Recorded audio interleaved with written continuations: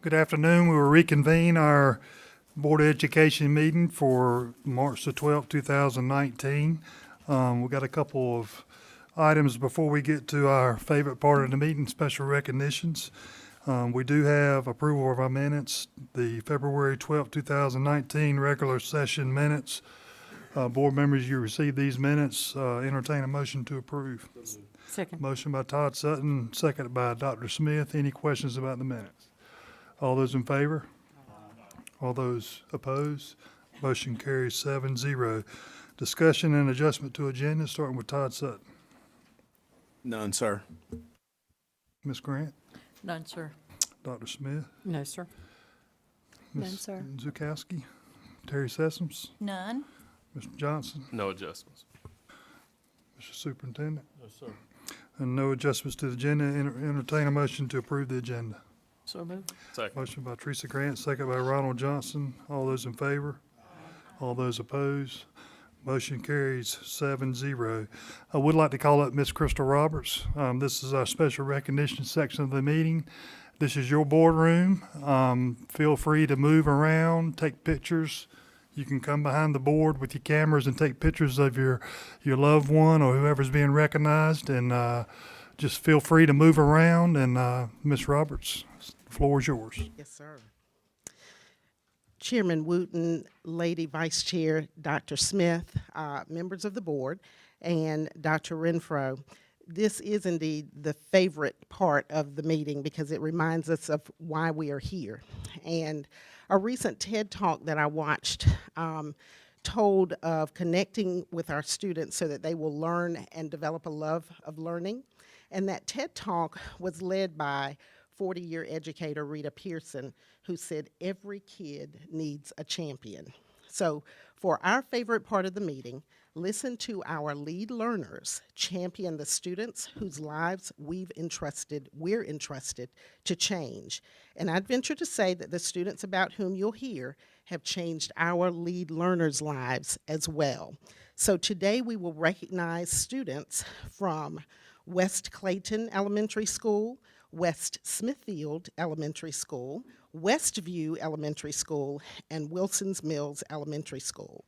Our first lead learner from West Clayton Elementary School is Paige Barnes, and she will be followed by Sharon Bryant from West Smithfield, Shanitra Mangrum from Westview, and Andrea Jones from Wilson's Mills Elementary Schools. Lead learners, take it away. Good afternoon. Cameron, will you come stand beside me? Cameron Hollowell exemplifies integrity. She is president of the West Clayton Elementary School Student Council and has helped organize several community outreach programs this year, including a clothing drive at Christmas and most recently a food drive to help the Clayton area ministries. Cameron is also a leader in the classroom. She is always looking to include others and open to working with many different groups of learners. She's a member of our Bulldog Buddies program and works in a first grade classroom 2 mornings a week, helping struggling students to be stronger and happier. Her sunny disposition is a joy to have around, and she is highly regarded by her classmates. Most importantly, Cameron is keenly aware of the needs of others and is confident enough to reach out to them if she feels she can help. Most recently, she reached out to a 4th grade student who began to cry after spelling a word incorrectly in the school spelling bee finals. Cameron wrote her a letter telling her not to focus on the mistake, but instead to be proud of herself for making it as far as she had. We are honored to have a student like Cameron Hollowell to represent integrity for West Clayton Elementary School.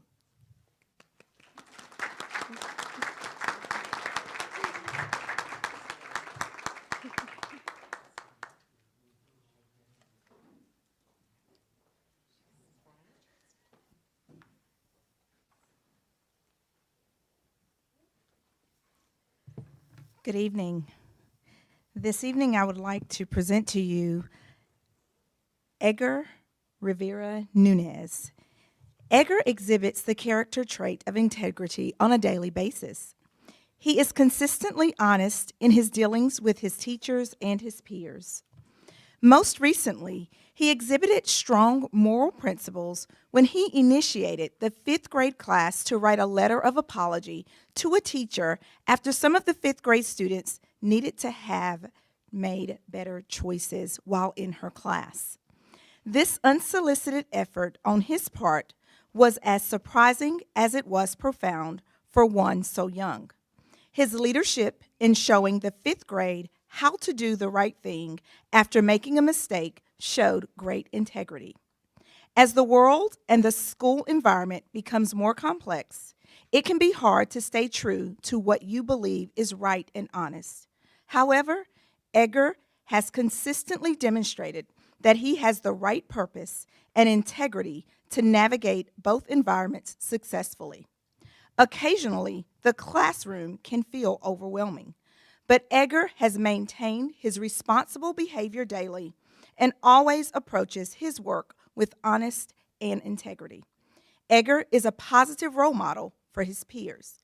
His peers pay attention to his behavior and then use it to build their own understanding of integrity. Edgar clearly articulates the trait of an honest student. He uses this trait to build harmony, trust, and to foster other positive relationship among his peers.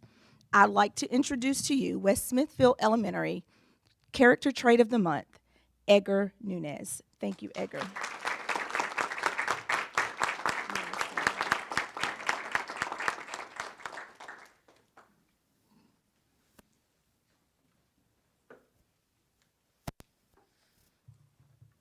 Good afternoon. Cole is an amazing role model to all students and exudes integrity each and every day that he comes to school. Every morning on the announcements, we say, "Make it a great day, the Wise Owl Way." And every day, Cole shows us exactly what the Wise Owl Way is. Daily and without being told, Cole comes to the office to get flags to put up and display outside of our building. Before he goes home, he also makes sure that they're taken down. He teaches classmates the colors and stars and how they should be displayed and the proper way to hold them so that they do not touch the ground. While waiting for an adult to walk him outside, Cole holds the door for parents and students as they come into our building. He is always polite and helpful. Because he is so trustworthy, we have also asked him to complete different tasks around the school without needing adult supervision. This year, as one of his assignments on principal pass list, he went to each room collecting donated food for our food drive for Hurricane Florence. If you feel an arm wrap around you in the morning, know that it's Cole, bringing you kindness and love. He makes sure students feel included at lunch and recess and always finds ways to show himself friendly. When staff members were asked what makes Cole great, they replied, his love, integrity, and compassion for others. We are so very proud of the young man that Cole Dougherty is becoming and are so proud to send him to middle school knowing that he will show others the Wise Owl Way. Cole Dougherty.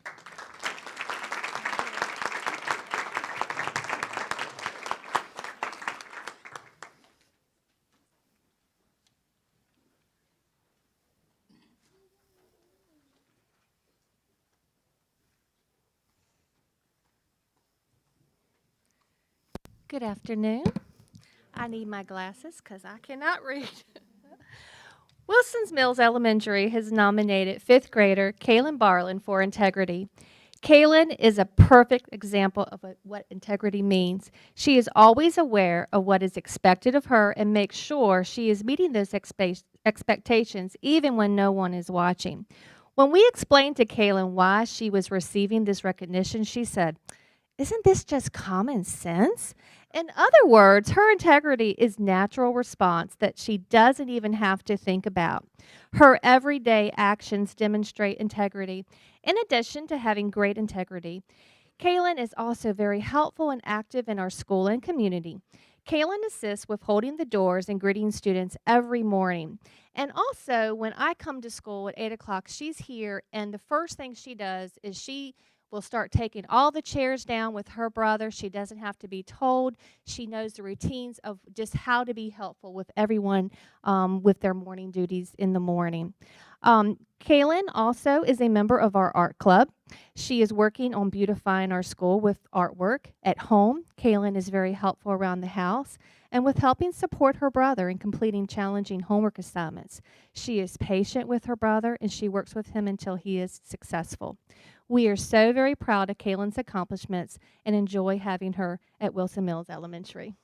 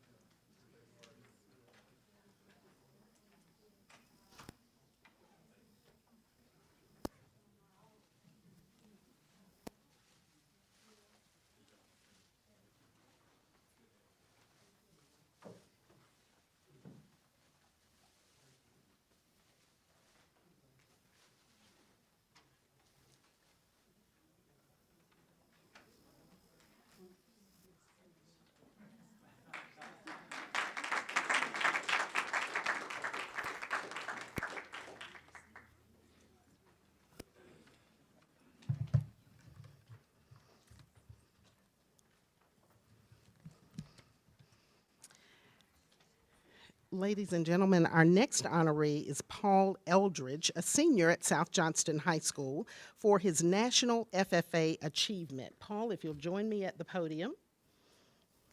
I want to give you some background information, but I also want to share with you that Paul's mom, Paula Woodall, is here sharing in this celebration, as well as his lead learner, Dr. David Pierce. So I'll give you a little bit, and then I'm going to give him the podium for just a minute because, Paul, I understand that you kind of have a story to tell about this achievement. So I'd like for the board to hear it. But here's the story.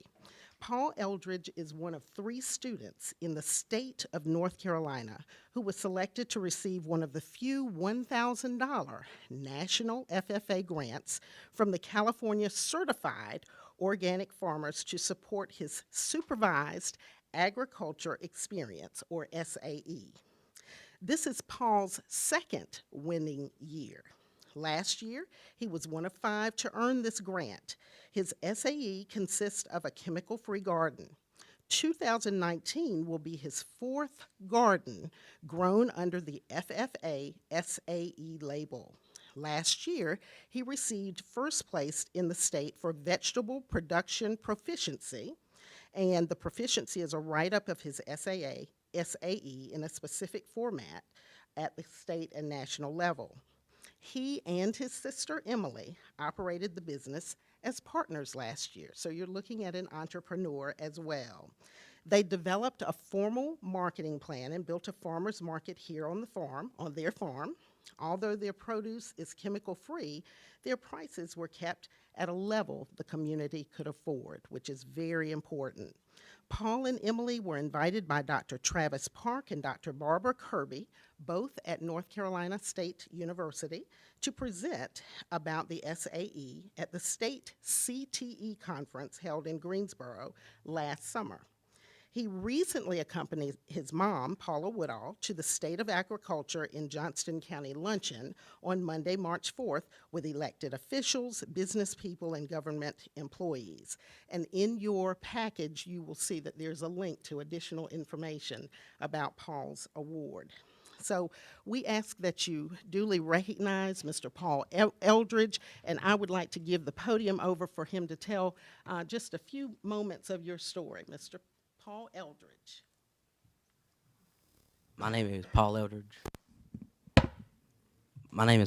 I'm a senior at South Johnston High School, and I'm serving as the chapter president. My SAE has expanded over all 4 years of my high school career. I started off with a 2-row garden, and I was able to chop that by hand. Then the following year, got up to about a 1/4 acre. Then the next year, half. Now I've worked up to about an acre garden. And my main piece of equipment now is a Farmall 140, because 1 acre would be a lot to chop with a hoe. So in the garden, I mainly grow tomatoes, peppers, squash, cucumbers, okra, a bunch of other vegetables, and my main crop, sweet potatoes. I grew about a half acre last year, and North Carolina's #1 in sweet potato production. So I thought it was very interesting growing my own crop. So Paul, we've been able to engage you at South Johnston, and very excited and proud about what you're doing and the example you're setting across the county. But can you tell everybody where your vegetable stand is, and they have an opportunity to go buy produce that you grow in your garden? 1260 Galilee Road. It's right up the road from West Smithfield. But I encourage everybody, if you want to engage with Paul and see what he grows in his garden, I think you'll be impressed with his location. Paul, I know you're a humble man, but two things. One, tell these people what you can do with a piece of wood that I have in my house. It's Johnston County he has carved it out, and he also put each high school on that block of wood in accordance to where they're located in the county, and that's hanging in my office at home. And then secondly, I know you're a sweet potato farmer, and they're great because I've had many of them. But more importantly, tell us what you had, what award you won at the state fair. The woodworking as my side income. You can't grow but so much in the wintertime. So I take old barn wood where I go around the community and tear down barns and some that we've got on the farm. I can basically do about anything with wood and transform it whatever you want.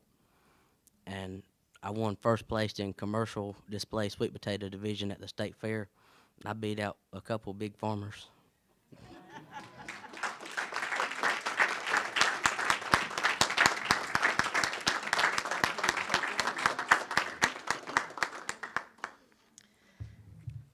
Now, when he comes back around, ladies and gentlemen, Paul also, once again, you shared that he's humble, but there's a reason that he started his certified farm, and I just want him to give you a couple of sentences about that.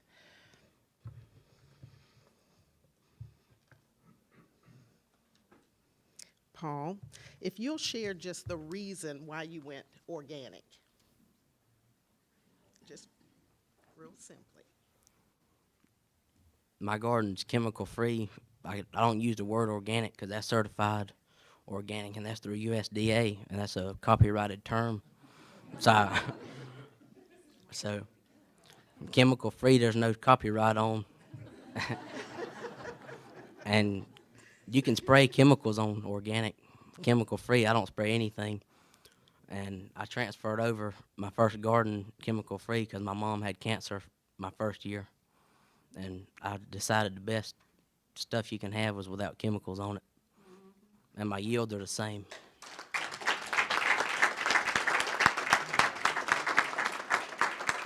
So proud of you. We're proud of you, Paul. And Ms. Woodall gives back to our district. She is serving as our PTA Council District Chair, President. So we appreciate the family.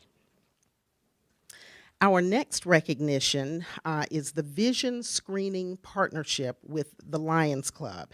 And I will ask Dr. Dickey Parrish and his guests to join me at the podium, and I'll give you a little bit of background about this particular program. The Lions Club in Johnston County has been assisting school nurses with vision screening students for several years. Our head nurse, Lynn Parker, is going to join Dr. Parrish and a couple of members of the Lions Club. And what we want you to know is that this vision screening significantly reduces the time school nurses have to spend checking students' vision, thereby allowing them to perform other healthcare functions. Because what we know is that if our students are hungry, they can't see, they cannot hear, they're not going to do as well as they could. This school year, the Lions Club has assisted Selma Elementary and South Smithfield Elementary. They're also working with other school nurses throughout Johnston County Public Schools. The Lions Club in Johnston County has joined and is in the process of purchasing its own device called a spot device that will allow for even more screenings. They're averaging approximately 12% referrals, so they are catching site issues based on spot data. Additionally, teachers generally have an idea of which of their students are vision compromised before the exam. So here to make a special presentation to promote both the school nurse program and Lions Club efforts to assist with vision screening and follow-up is Dr. Dickey Parrish. Dr. Parrish. Dr. Parrish, welcome. I'd like to say this. I'm sure Dr. Parrish won't let you know, but he's a former board member and chair. And as you can see, he continues to serve students. And we're honored to have you and your guest here today, Dr. Parrish. Thank you, Mr. Chairman. I like this side of the bench a lot better. A lot better, sure do. Reference to the gentleman just left. You're talking about chopping his garden 2 rows to start with. I know at least 2 members up here have chopped acres in the past too, not to take away from him, but thanks goodness that progress has been made. Thank you for the opportunity to address you this morning. Mr. Chairman, Dr. Renfro, board members, I want to share with you something going on. I've been a Lions Club member of Selma for 42 years. Have enjoyed it. Lions are committed to vision, and also hearing, but primarily vision. That's the thing. Well, in the 42 years, I've never been excited about anything like I have this. This is beyond awesome, absolutely. We had a county meeting about a year ago, and somebody from Harnett County came and told us about the spot, S-P-O-T, and I got some information I'll pass out here too. And they were screening in Harnett County. So the obvious thing is, hey, why don't we do that? And then one of the Pine Level members, wife had been a nurse in Johnston County Schools and said, well, Johnston County's got a couple. So some conversations with Ms. Parker and with Dr. Renfro, and so we did a couple of schools back in the spring. Let me introduce the people that are with us right here. Danny Avery. Danny was the Pine Level Club, and this is our vest that we typically wear. Randy Jones with the Pine Level Club. Karen Brown at the back is with the Smithfield Club. And did I overlook anybody? And Deborah? Of course, Ms. Parker. Okay. But anyway, just want to share with you just a couple of things right quick and all. Let me have you pass these around so you get an idea of what we're talking about. Ms. Parker has a device. The way we do this thing is really simple. Once it is powered up, when you look at the camera, it has blue and red, and it looks like little birds flying around. It captures the child's attention. And so quickly you won't believe it. It can tell us the child passes or has not. We never use the word fail. They need some follow-up, kind of situation like that. Now, what's the greatest thing you need to read? And we know how important reading is. Vision. If you can't see, you're in trouble. The teachers know which child usually needs some help and all. Spot is the best thing that's come along since the TI 100 calculator, and we know what that did. And by the way, this is 30 years with the World Wide Web too. And we screen under direct supervision of the school nurse. Under the direct supervision of the school nurse, we can screen approximately 150 children per hour using this device. It is so simple. It is so easy, and it's exciting. We do not compromise accuracy. Not at all, but we're efficient. And the more we have done it, the more efficient we have become as well. And the nurses have too, in terms of getting children there and all. Danny and I have done a lot, and everybody here, Randy and Karen, have all helped. Danny's wife at the back, Deborah has helped. My wife has helped as well. If it says a child needs referral, we check them 2 more times, make sure. Just want to verify that now. And like I say, we never fail. We help those that need financial assistance as well. Quite a number of these kids do not. Maybe they do have some kind of support or whatever, but so many do not. And Dan's going to share with you some things here in just a minute, and I won't run over time, and I apologize. I'm used to staying here to midnight, by the way. And the nurses will let us know after they've been checked out if they need assistance. And we have relationships with two optometry places that assist us, and they help out as well. So far, every child has been provided for that has had a need and all. School nurses need time. They need time to do the functions of health care that these children need. When I was before I went to dental school, I went to pharmacy school. In pharmacy school, we have what we call medication assistants. We worked at a hospital. We gave the medicines. It freed the nurses up to do care. This is sort of like this. The first one we did, we used Selma Elementary and Pine Level as a pilot last spring. The first one we did, the nurse said it would have taken me 3 days to do what we did at that time. It took about 3 hours. Now we do it about 1 hour and 45 minutes. You know,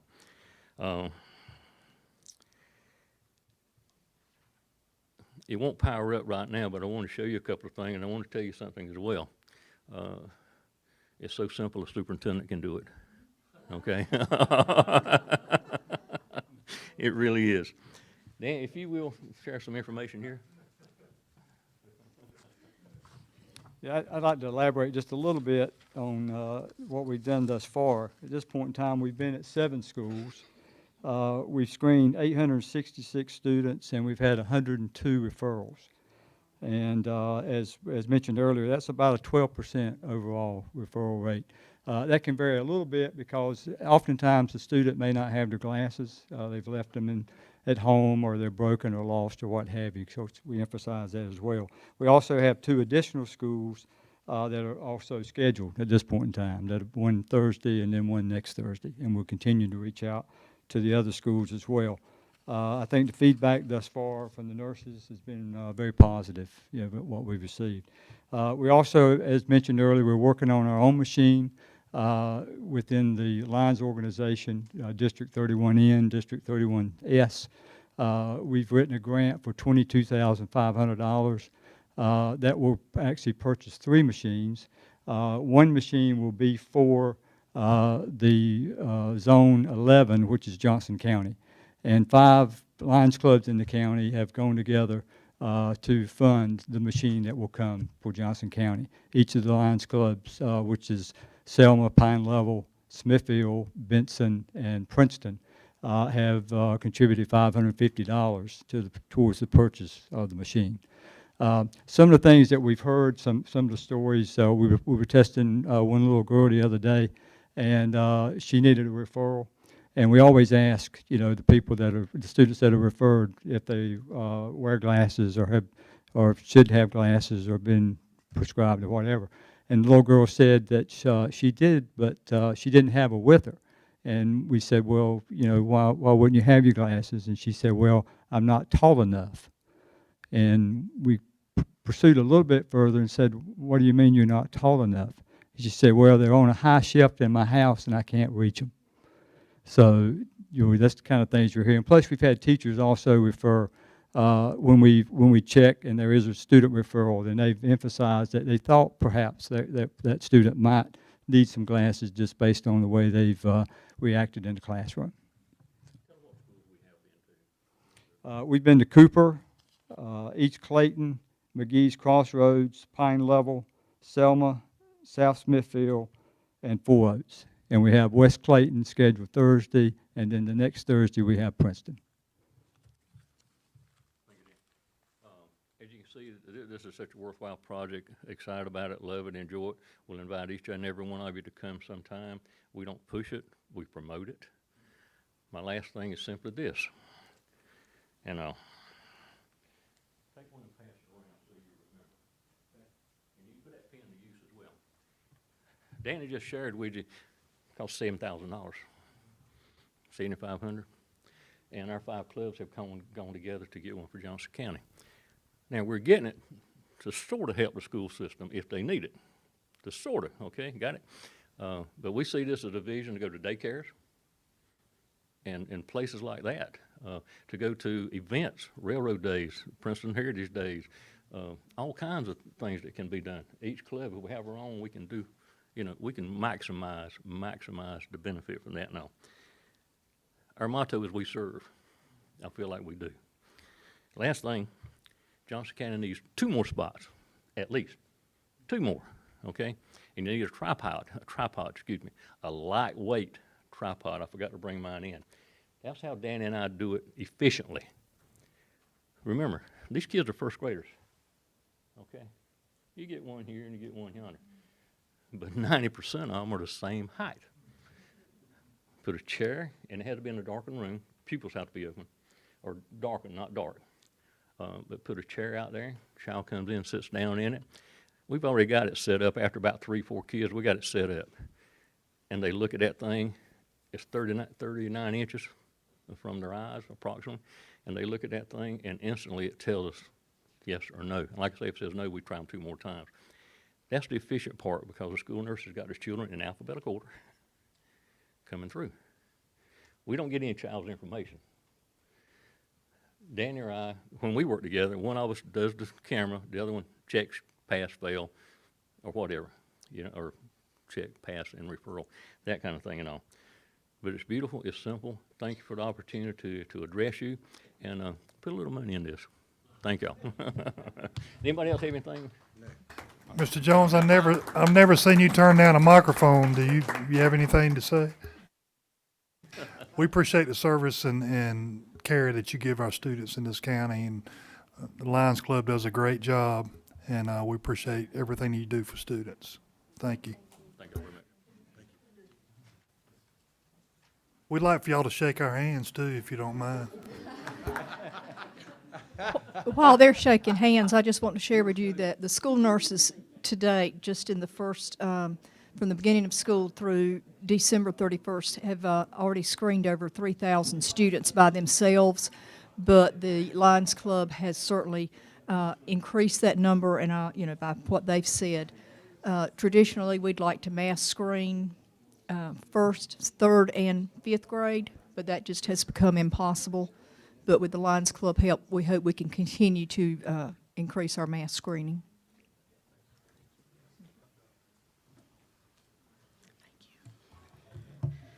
We thank Dr. Parrish and the Lions Club, and also our own Lynn Parker, who heads up our nursing program here for our students. Brent Walston, our Director of Athletics, is here to recognize some outstanding scholar athletes. Brent? Good afternoon. We have 7 athletes that we'd like to recognize today. Exhibit number 4 on the agenda, the state winter track championships were held February 8th and 9th in Winston-Salem, and we have 4 JCPS students who were named All-State in the winter indoor track season by the North Carolina Track Coaches Association for their performances at the state winter indoor track championships. Mr. Walston. Yes, sir. And I hate to break your I'd like to let the parents know that they can come behind the Board of Education here to take pictures of their student, and this is your boardroom, so please move anywhere you need to take a picture, and we're okay with that. Thank you, Mr. Walston. Yes, sir. First up, first student we'd like to recognize is Malachi Benton. Malachi is a senior from South Johnston High School.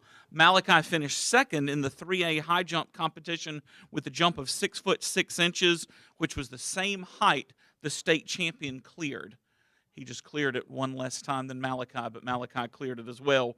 He also finished 5th in the long jump in the championship. Our next athlete is Zoe Bird from Princeton High School. Zoe is a senior also. Zoe finished 3rd in the 1A high jump competition with a jump of 34 feet 5 inches. Next up is Ariana Daly from Clayton High School. Ariana is a sophomore. She finished 3rd in the 3A 500-meter dash with a time of 1 minute 18.3 seconds. Next is Sierra Robinson of Cleveland High School.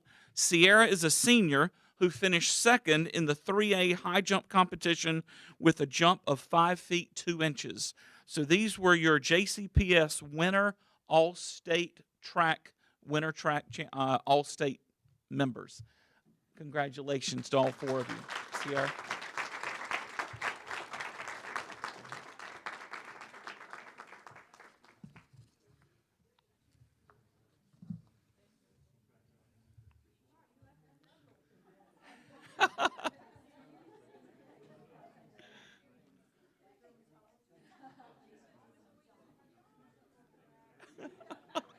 A little track.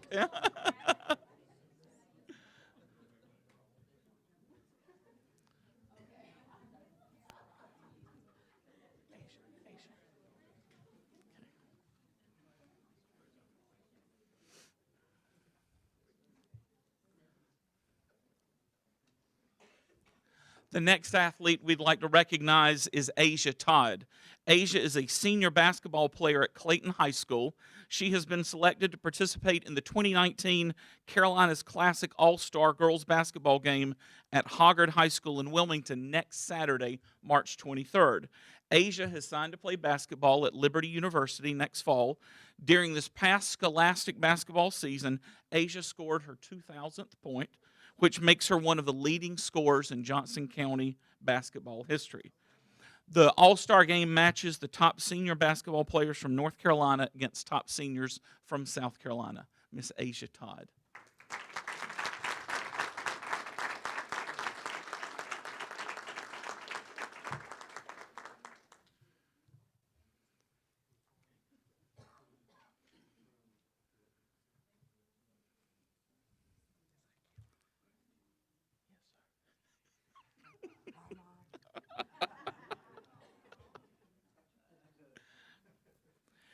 Our next two athletes that we're going to recognize today are winter sports state champions.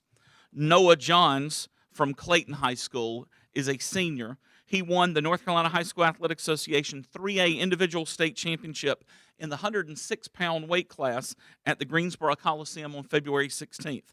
Noah went 4-0 that weekend to win the state championship.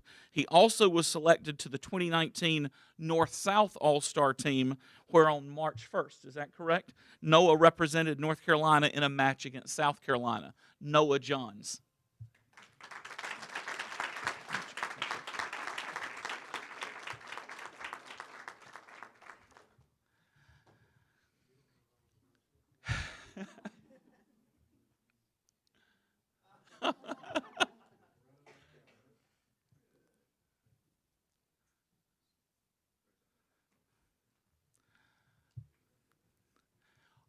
Also winning a state championship this past winter was Mitchell Langston of Cleveland High School. Mitchell is a senior at Cleveland. He won the NCHSAA 3A state championship in the 100-yard backstroke with a time of 51.01 seconds.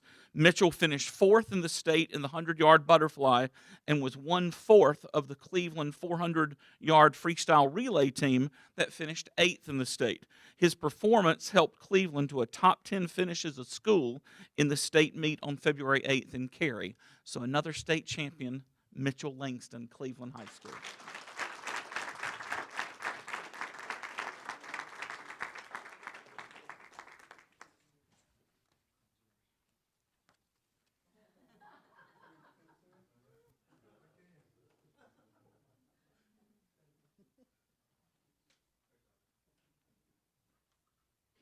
Thank you, Brent. Just know as well that as well as a warm handshake, we are giving them a letter to note their recognition today that's signed by our board chair and our superintendent for them to put in their portfolios as they leave us. I'll ask Dr. Paula Coates, our deputy superintendent, to come and share with you our recent academic competition winners. Dr. Coates.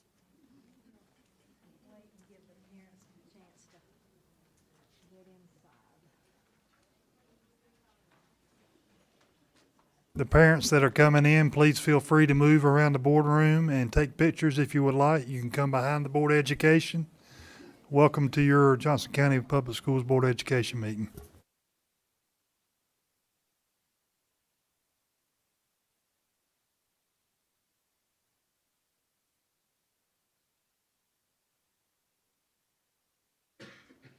Isn't it great to have to wait for families to come out? I love that.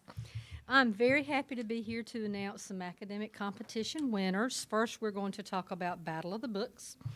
112 middle school students representing 12 middle schools in Johnston County participated in the annual Battle of the Books competition on February 22nd. Smithfield Middle won first place during this year's competition, and we're going to recognize the members of the team who's here today, and we'll also call the names at the end of those who could not be with us. Their coaches, Stephanie Worley and Allison Beadle. So students, as I call your name, if you'll just walk across and stand right over here. Ms. Roberts will help just walk across and stand. So I have Jessica Antonio Juarez, Brittany Arana Alberto, Catherine Seppin, Alana Massey, Jude Reese, and Stephanie Robeson. Not with us today, but also on the team were Kevin Chen, Sylvia Franco, Euridia Hernandez, and Ayana Sanders. So we're very proud of our Battle of the Books team. Also today for academic competition, we had middle and high school science Olympiad. Students representing 3 high schools and 6 middle schools in Johnston County participated in the Science Olympiad regional competition at Campbell University on Saturday, February 23rd, and the following students won first place during those events. So first place in Density Lab are students Grayson Gibbs and Cameron Chidsey. So we're very proud of them. If you'll stand right here. School was McGee's Crossroads Middle, and the coach is Laura Wilkerson Fountain. So we are very proud of all of them. I left my other chair.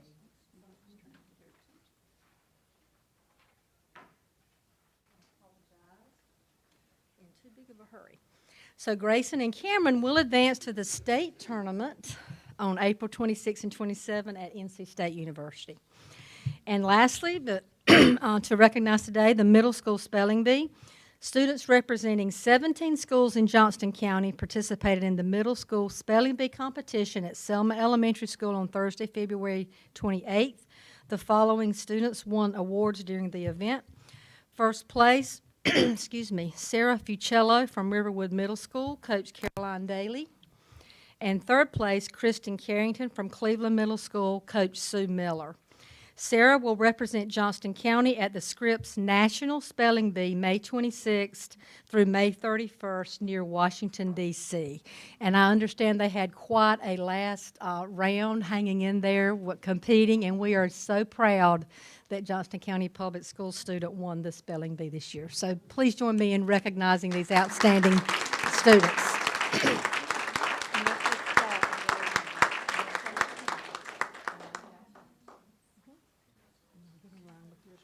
When they come and just shake.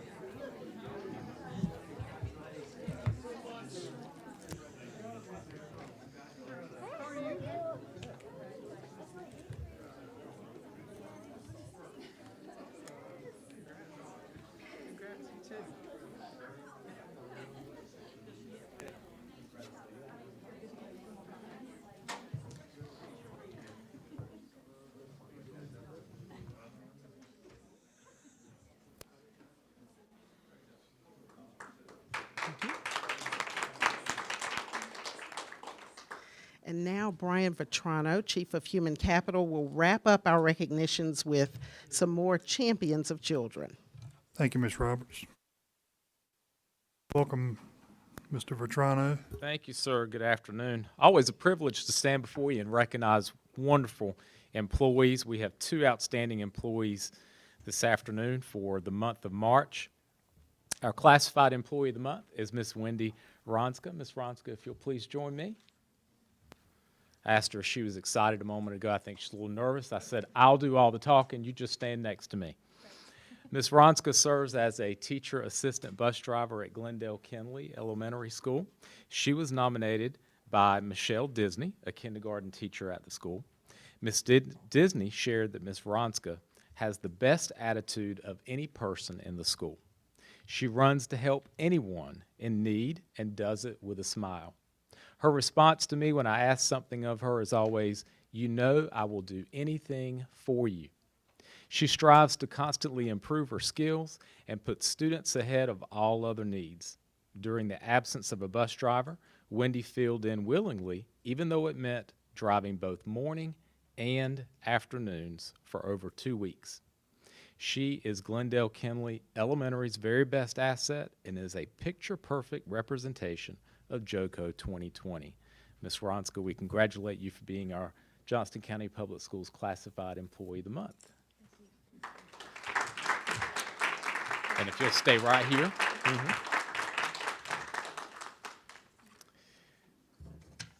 Next, our Certified Employee of the Month, Ms. Kelly Nolan. If you'll come join us, Ms. Nolan.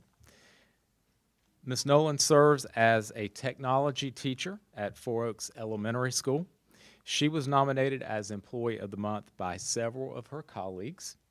These individuals shared that Ms. Nolan works tirelessly to make sure the students, staff, and school work efficiently and effectively. She creates Lego movies with students and teaches them how to build computers. She has great relationships with her colleagues and is truly an innovator in the school community. She created a Google sign-up form to enable us to have students to register for their elective classes. The design includes class limit, which keeps the number even for each class. It is organized by the student's email. This innovation has permitted our school to organize this student choice-driven feature. We appreciate her efforts so much. Ms. Nolan, we congratulate you for being our Certified Employee of the Month. Congratulations. And now if you'll walk around. Yes, ma'am.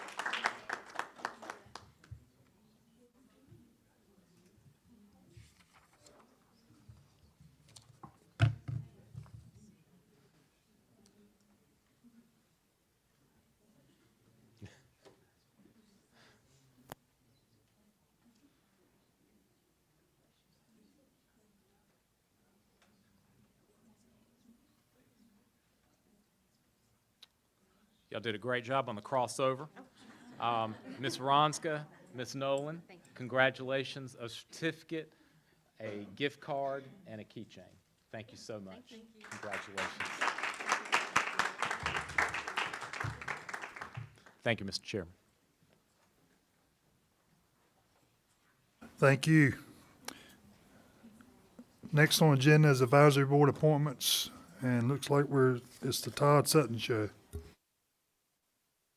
Glendale Kinley, Principal Cole Yarborough, wishes to appoint Miss Eileen Pope for a 3-year term, filling a vacant seat, term to end June 2021. And then I have Pine Level Elementary Principal Alan Sasser, new member appointment of 3 years for Angela Jones, filling a vacant seat, term to end June 2021.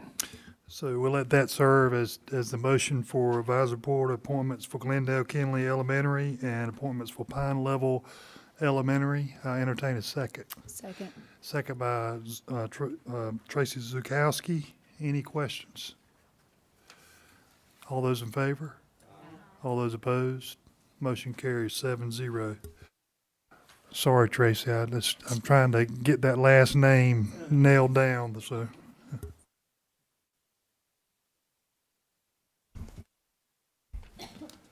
Dr. Renfro. Yes, sir. Mr. Chairman, this time I'd ask the board to approve consent items 7A1A through 7A1J.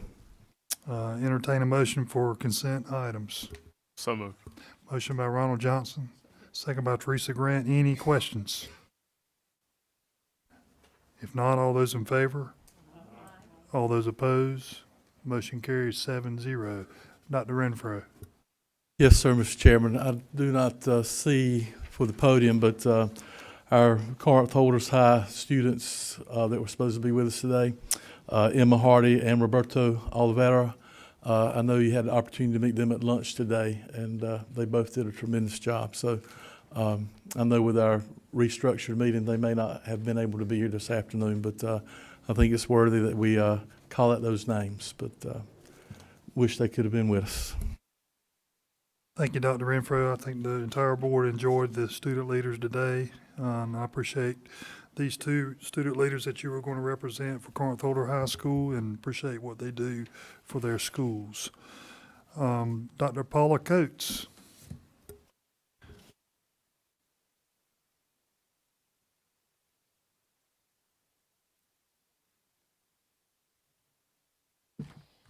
Good afternoon, Mr. Board Chair, Madam Vice Chair, board members, and Dr. Renfro. Today I have 7 items for you. First is Board Exhibit 7B1, which is the academically and intellectually gifted, which we short-term and call it by its acronym AIG Plan Update. We've had a previous update about pilot programs we were doing. This is an update of where we are currently and a timeline for when the final plan will be shared with you. So if you have your slide there. First of all, just a reminder of state requirements, and you can see for yourselves it must address the 6 standards that are listed, and we are addressing those in the plan. The plan we are currently revising will be in effect for the 2019 through 2022 school years. So what has happened to this point? We have worked a lot with committees in our department in 2 main areas, identification and service delivery.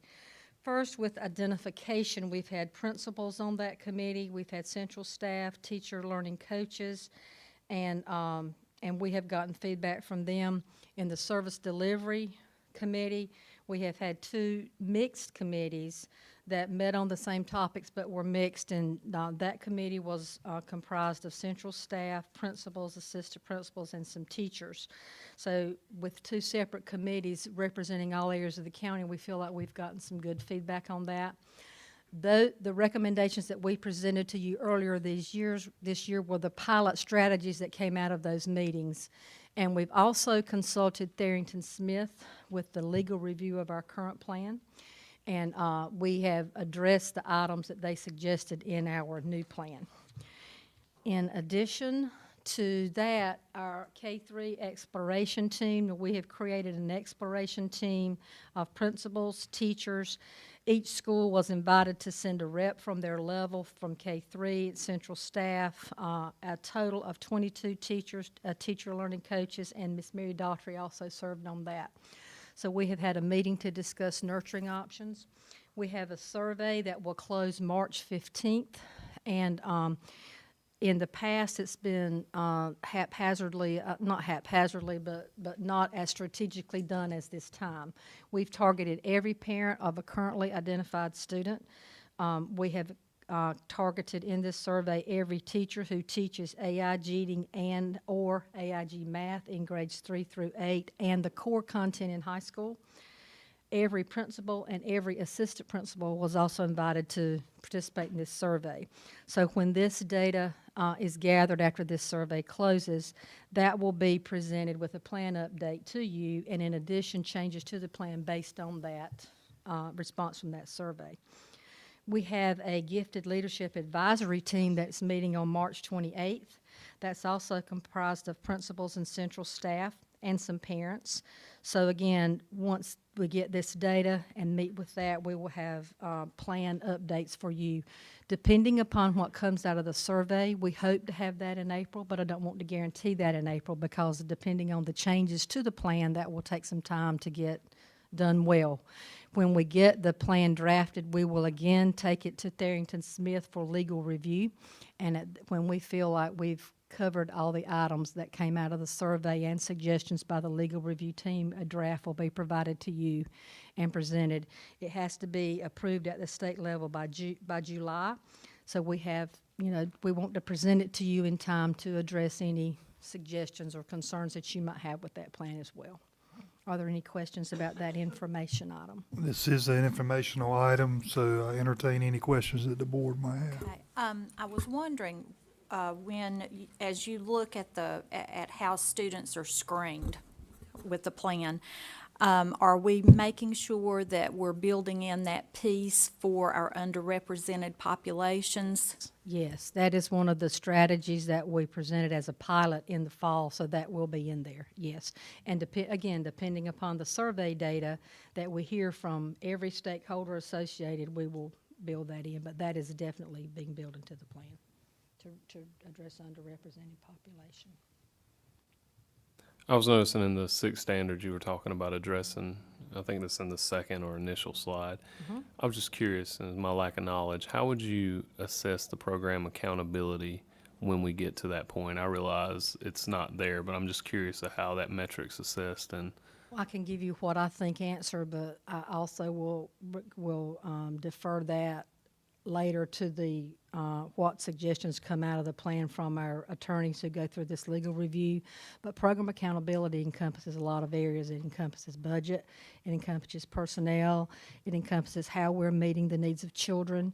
And that's not one simple answer, so it would involve some data, it would involve additional surveys, it will involve feedback from everybody associated with that, and any changes to the plan moving forward and its impact on the people it's intended to impact. So some of that will be, I'm sure, curriculum-based, score-based. Are we growing these students? Our academic and intellectually gifted students perform as a whole, but their growth is not where it needs to be. So one of the big measures I would think would be a growth data from these students. And the performance portion of it would be the aspect I'm most interested in. I imagine the budgetary and legal stuff is going to work itself Yes. out, but like you said, these students typically, They the typically growth. perform well. If you looked, and we will have more discussions later about this, but if you had a list of high achievers and then a list of high growth, they're not always one and the same, because it's hard to grow students who achieve at high levels, but they still need to grow. No one is ever perfect in academic performance, so it's harder to grow them, and you grow them differently. So that's one of the things the plan needs to target and our actions need to target, is how to grow these children. Absolutely. Thank you. You're welcome. And the plan will also encompass at a younger grade level as well, starting to grow the young. Yes, Okay, yes. perfect. Any other questions? Any more questions? Thanks, Dr. Coates. You are welcome. Our second information item is Board Exhibit 7B2, and this is just an annual report of the grants. We have a position who works hard to seek grants for our district. You have that printout in your folder. It's a spreadsheet. But to date, Johnston County Public Schools has received $1,247,320.42 in grants for this school year. This includes only those cash and in-kind grant values received through collaborative efforts of various departments and the Director of Research and Grant Development. One of the key components now for grants is collaboration. Almost all our grants have a partnership piece. You've already heard about our SRO grant, which we'll update later, but almost everything has a collaborative partnership with the community, so that we've worked very hard to make that happen, and that is a significant amount of money that's been given to our school system for grants. So this is an information item. Any questions? I did notice in a portion of the agenda when I was looking at it a couple days ago that the school resource officer information mentioned that we were covering elementary schools. I think that might have got flip-flopped. If you look through the agenda and the exhibits, it's supposed to be middle schools. And I'll explain. Well, that's on the agenda, if that's okay for me to answer that when we get to that piece. yes, ma'am. That Thank work? you. Okay, you're welcome. I think you're free to move on to SRO. What would you now? You want me to jump right to that? I don't mind to. Oh, okay. Choice hubs, go ahead with that. All right. That is also a document that is in your folder. This information was just requested for me to gather this information for you and presented it live in open session. This is data that was collected regarding short student enrollment, credits earned, number of students who graduated.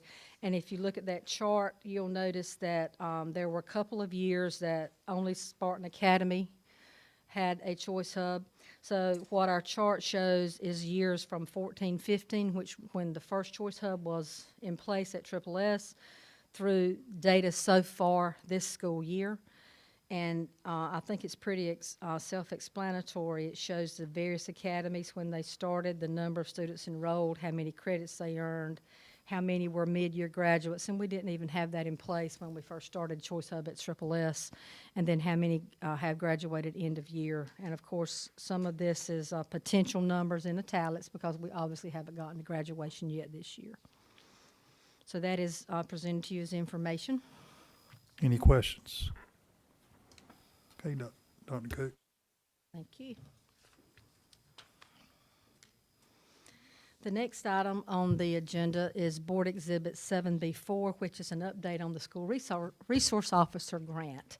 So the grant that we originally started with, and that is listed on your grant worksheet, was to put SROs in each of our middle schools. And we've already reported to you the 4 middle schools that we started out with through the grant. To cover all schools, because the grant allowed for placement at middle and to support elementary. We only got 11 positions through that grant because the state told us how much money they would give us and gave us a salary cap for those positions. So we made the decision to place those at middle schools, and they would also cover the elementary schools. So they are working to help cover elementary, but they are based at the middle school. So that's where the elementary comes in. So what I've already reported to you previously about the SROs that were paid for directly with the grant in partnership with municipalities. Then the Sheriff's Office was going to pick up the other SROs that could not be covered through municipality partnership. That has been approved as of last week at the County Commissioner meeting. Mr. Lawrence has worked closely with the Sheriff's Department on those contracts, and the Sheriff had to go to the County Commissioners for the additional funding to cover the cost of those deputies. They're more expensive than a municipality, and once he received approval to cover those funds, he got the go-ahead to move forward with that. So that has been approved. He is hoping to have them in place by May 1st. They have to go through training, obviously, so we hope to have SROs at all our middle schools in place by May 1st. That will depend, of course, on the timeline for hiring and training, but that's been approved and he's working on that. Dr. Coates, just as a clarification, that night that Sheriff Bills and I presented, what he had shared with the county commissioners and the public that night was he hoped to have them in place by the start of the school year next year. But he did say there would be potential that it could be as early as May 1st. But what he talked with the county commissioners about, at the start of the school year next year, but he would hope it would be earlier. Okay, well, thank you for that clarification. And Dr. Coates, if I could, Renfro, charge you with this. I don't want there be a miscommunication about a coverage because if you have a critical incident, you want no confusion regarding who is responding to that critical incident. Now, I realize you said something about the middle school covering the elementary schools within a feeder pattern.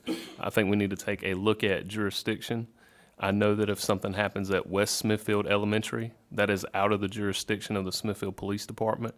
Therefore, Smithfield-Selma High School SRO or someone else would have to respond. And I know that there are situations that present themselves like that throughout the county. So if we have not already, I would like to look at the jurisdictional limits and just to be sure the appropriate agency is being called and responding. Yes, Mr. Lawrence.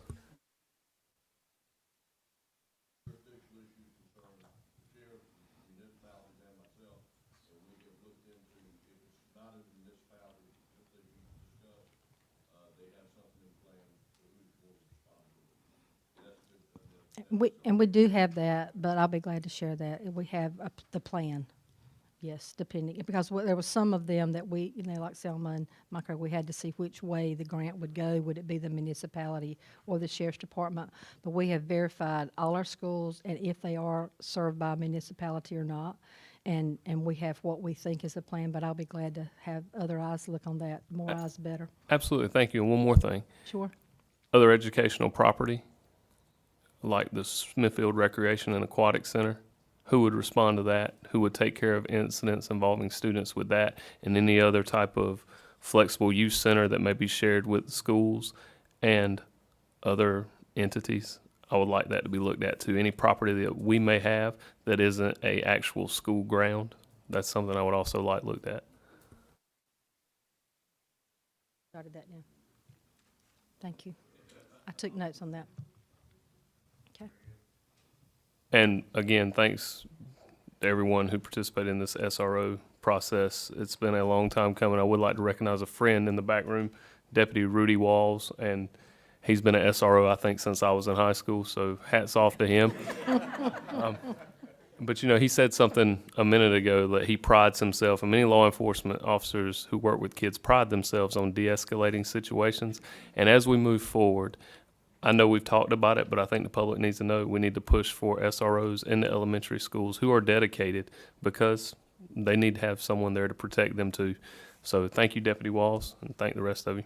Yeah, and I ditto Ron Johnson's comments. I appreciate the collaboration between our Board of Education, the county commissioners, the sheriff's department, the municipalities. I think we all realize that safety is our number one priority in our schools, because students and teachers can't educate and they can't learn if they know they're not safe. And it's hard for our parents to release their kids to our school system without them being safe. And it was a major collaboration, but I think you're starting to see the fruits of that we want our schools safe. So I appreciate everybody's participation in this.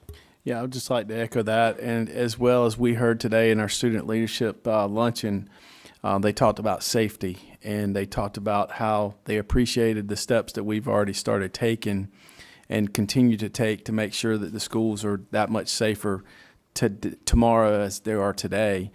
You know, a lot of us up here, I have half my family goes to a school every day. And so I want to bring them back home safely, as I do to the other 37,000 students and staff across the county. And I would just like to thank the county commissioner for seeing that as well, but more importantly, the state giving us the opportunity to have this grant that is allowing us to use this money for these SRO officers in our middle schools. And I agree with Mr. Johnston. I'd love to see the day when every elementary school has them as well, because they're just as important as anybody else. But we got to take care of the necessities first. Obviously, it could happen at any school in our county. We understand that. So I'd love to see that day when we had SROs at every school. And then, as some of the students brought out today, some of our high schools got 2,300 students. How can one SRO do the job with that many students? So that's opportunities for us to look at as well down the road. But thank you to everybody that was involved in this. The next item is Board Exhibit Number 7B5, Discipline Data Update. And the reason this is not a linked document is just the time it took to prepare it. And we're still preparing the data from the Power School, because it just takes, it's a lot. There's not a report available for suspension, so you have to comb through every incident, which is, for each year, it's a stack about that high. So that can be forthcoming if you'd like it. If you don't want it, please tell me now before I go through all those pages of data. But you have this in your folder. I want to make sure that you understand what this represents. This is a discipline data comparison from the beginning of school last year and the beginning of school this year to the same date, March 8th. So you have this in your folder. It also shows on here that this is the data taken from the Notice of Student Suspension Form Responses spreadsheet. We have a document that when a student is out of school suspended, that document is created and sent to me and printed out at the school level to send to the student and the parent. And I have a summary response spreadsheet of all that information. So there was a lot of counting and sorting in that to gather this. Because we have Meadow as a K-8 school, Meadow was counted in the totals for middle school. I've broken the data down by elementary, middle, high. Princeton Middle High was included in the high school data. The number of long-term suspension students are also in that total number of suspensions, because they all start out as a 10-day short-term suspension, and that's what this data is going to show, suspensions. And any percentages that I give you have been rounded to the nearest tenth, and I have verified that they all add up to 100% in each category. So if you look at the total number of out-of-school suspensions comparing the point in time from last year to this year, they're down this year. Last year there was 2,236. This year there were 2,138. Of those, the number of students out of school suspended who were identified as exceptional children were 829 last year for 37.1%. This year it's 790, and that's 37%, so that percent has not changed a lot. If you look at those that are not identified as special education, last year 1,407 for 62.9%, this year 1,348, 63%. The percents are neck and neck. The number at elementary is a little higher this year. Last year it was 472 for 21.1% of all out-of-school suspensions. This year it's 486 for a little higher percentage, 22.7. Number at middle, 873 for 39% last year. This year, 887, which is 41.5% of the total. And at high school last year, 891 for 39.9%. This year, 765 for 35.8%. Last year, at this point in the year, there were 40 recommendations for long-term suspension. At that time, that was 1.8% of all of the suspensions. After this date last year, there were 1,140 more out-of-school suspensions, which is, it's just that time of year. This year, we had 47 out-of-school suspensions that resulted in long-term suspension with 7 decisions pending. I attribute that increase to the social media threats. We've had a significant number this year of kids posting threats of mass violence. None have been made to be credible threats, but it's just that they've done it, and that did not occur but 1 or 2 times last year. It's been significant this year. Of course, we can't predict the number of out-of-school suspensions we'll have moving forward, but I do want to note that last year, after March 8th, 33 of those resulted in recommendation for long-term suspension. So up to March 8th, we had 40 recommendations. After March 8th, we had 33 more. So that was 2.9% of those that were referred after resulted. So that means for the entire school year, we had a total of 3,376 out-of-school suspensions, in which 73 or 2.2% resulted in recommendation for long-term suspension. And we're still working on this year. First off, I want to thank you for taking the time to pull this data. Welcome. I think that it's important that we look at this data regularly, but and I know you don't want to hear me say this, but I think it would be interesting to see what this data would look like when our principals had other alternatives, such as the alternative school before we closed it. To see if the numbers were lowered now with the setup that we have now versus then, just as a comparison. And I tried, I don't have data unless I can print out the Power School, because we didn't use this method prior to the 17-18 school year. It was piloted in the spring of 2017. So that can be done, but that'll be like a summer. Yeah, that's a print out, lots of paper and check, but it can be done. And we've also reached out to people at DPI who have a higher level of access and see if they have a way to print a report that we don't have. So we can try, and we'll do that. I'll be glad to try to do that. And there's a report in the minutes of the board.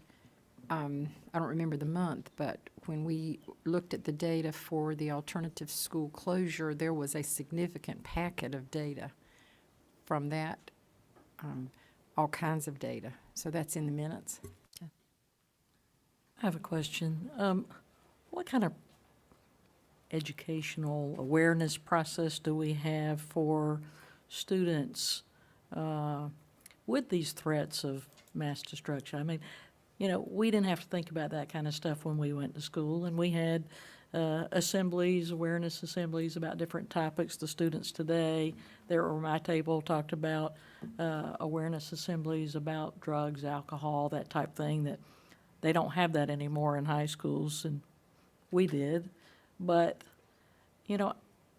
kids don't always understand that when they do something that they may not think is that terrible of a thing at a particular age. Certainly a high school student would understand that very well, but I mean, we have elementary school kids that do this, and certainly middle school, but not just what are the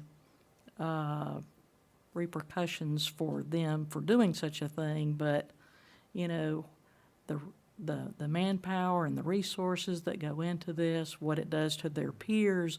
I mean, do we do any kind of awareness education on this type thing? I think we need to do that on several fronts. We've addressed it at principals' meetings and put in print, if a student makes a threat of mass violence, whether they say, "I'm just kidding" or not, it will result in a juvenile petition or an arrest. And so we've asked principals to address it at their schools. It certainly needs to go on our discipline meeting that we're going to have, where we address with all administrators. And we need to work on a parent education piece for this and let them know there's just some things you don't do. And that's one of the things you don't do. You don't make a threat of mass violence on educational property. Right, and I'm not just talking about what will happen to them if they Right. do it, but just, you know, kids, sometimes it means more to them to know the impact that that may have on their friends and their friends' parents and their parents, who are all scared to death when something happens and the turmoil that it causes the system. Yes, ma'am. And young children don't always think about that thing, you know, that type thing. Some middle Social, schoolers might not emotional think about that, aspect but of it. high schools do. But, you know, I think we can do a better job with some kind of awareness for our students.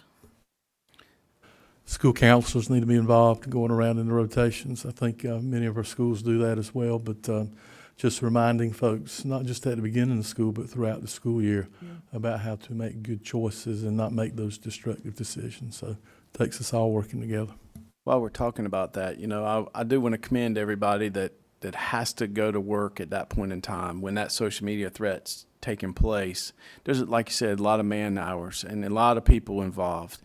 And thank the law enforcement and the administration at that school and the numerous people that have to drop what they're doing and go and start this process and find out where this came from and how to eliminate it and make sure that a Connect Ed and all the I's are dotted and the T's are crossed. And, you know, we get the information at the end of the night that all has been taken care of and we found the situation or the person or whatever.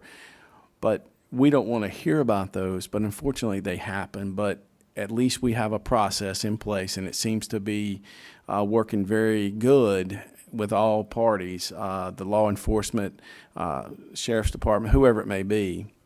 But I agree with Ms. Grant. If we could have a better process in place where we can educate these students, because let's face it, they watch a lot of TV, they play a lot of video games and do a lot of different things at home. And unfortunately, these games have that type of verbiage in it, and they may watch shows that have that in there too. Whether they're playing or not, we have to take it seriously because it can impact a lot of people and it could harm a lot of people. And I appreciate the efforts that are put forth from our school system as well as the many other people that are involved. Thank you. You know, I think a large part of the awareness we're talking about is identification, and I think some of our guidance counselors have done a tremendous job at trying to identify students who may act in this manner or may take this course of action when they're feeling upset. But personally, I've had the opportunity to respond to several of these incidents, and I will tell you that David Allen at Smithfield Selma High School and his staff did a remarkable job at preparing for the worst, and they had people in place. When I got there as a police officer, not a board member, they had, will you please go to this area? You know, we responded in with several. So David Allen, Heather Anders, the people within my municipality know what they're doing. And Dr. Coates, I rarely offer thanks, but there was a time a little while ago where Dr. Renfro was out of position to handle a situation, and I was able to get up with you and Miss Gill, and you ladies did a phenomenal job in handling the situation and working with me and working with other members of law enforcement to be sure our children are safe. So I know a lot of times parents want to know, why didn't you tell me sooner? And with the communication piece, we try to tell you as soon as we possibly can. But when something like this happens, our number one goal is to protect. That's right. Is to protect and prevent, and then we communicate. It's not a long, drawn-out process, but we'd rather tell you we're working on something than something has happened. So thank you all for what you do. Any other questions about the data? Yes, I just had a couple. One is, it looks like our high school suspensions are down quite a bit. And I'd be interested in knowing what they're doing differently. I called all the high schools to find out, because I noticed the same thing. And since our populations are higher, it's odd. So I called all the high schools to do a couple of things. First, to make sure all the data is being entered, and I got assurances that all the data was being entered. To also make sure that we are suspending students when we should suspend students. But one of the pieces of information I received from the high schools is that they felt that by having more students now making the selection for choice hubs, we've gone from 1 to 3 to almost every high school this year, that has resulted in some students being removed from the standard day, typical day setting where they just get in trouble being around certain peers and put them in a different setting. Then that has been one of the factors that has resulted. We won't know unless we ask at every high school, which we certainly can talk about at a high school meeting. But just based on the data, I did ask that question, and that's the information that I got. I didn't get any other, lightning bolt. This has made a huge difference, but they felt like the hubs had helped reduce some of the things that would have resulted in serious disciplinary. And again, this is just out-of-school suspension data. So. And just to piggyback on what you just said, I had the opportunity to visit a choice hub a couple of weeks ago, and had the time to actually sit down and talk with the kids. And I think there's some merit there in terms of what you just said. They were talking about how, it was just a better fit for them. Some of them said that, the traditional day just was not working for them, but they were more focused on the academics in the choice hub, and the teachers who were working with them they were getting one-on-one attention. So that was and kids and teachers were all very positive about their experience. The second thing, and I know that it would probably take from now till, because of the way the data comes in, but at some point I would be interested in seeing the ethnic and racial breakdown of these out-of-school suspensions. And that would have to be a DPI, but we can, the ethnic and racial, both years, 1 year.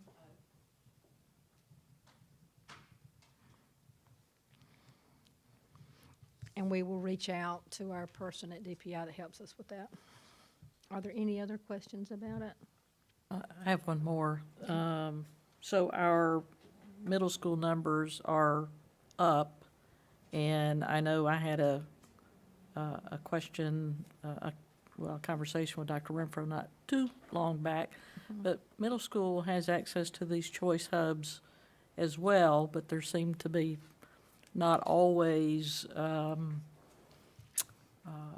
don't know that everyone understands that process as well for middle school as they do high school. I don't assign discipline to the middle school hub unless it's a student that's age appropriate, just because it's not a good environment to put a sixth grader at a high school.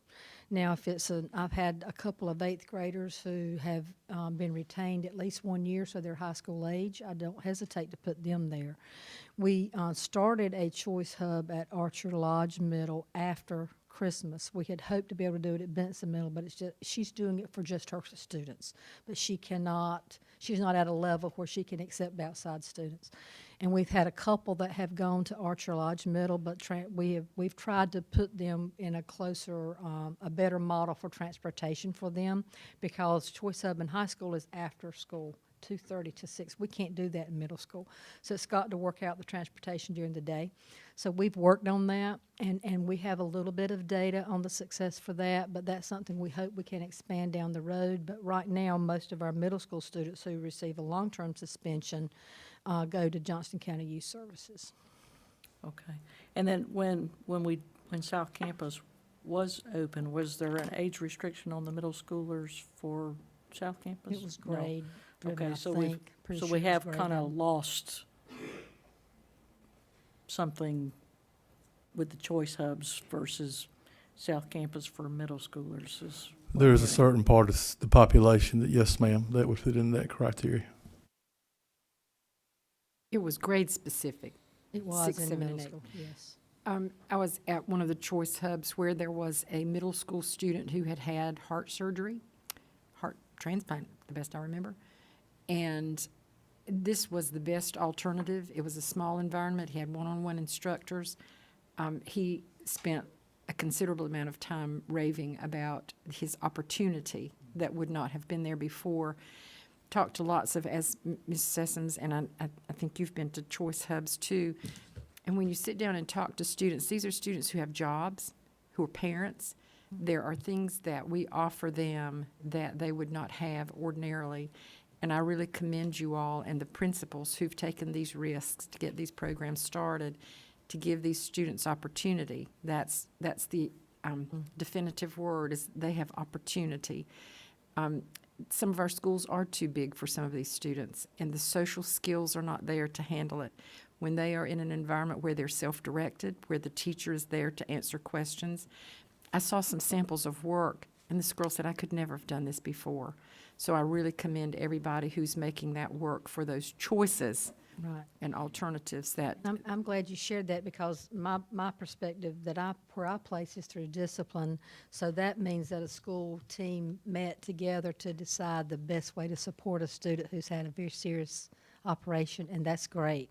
And I hope that's happening at several. I'm sure it is.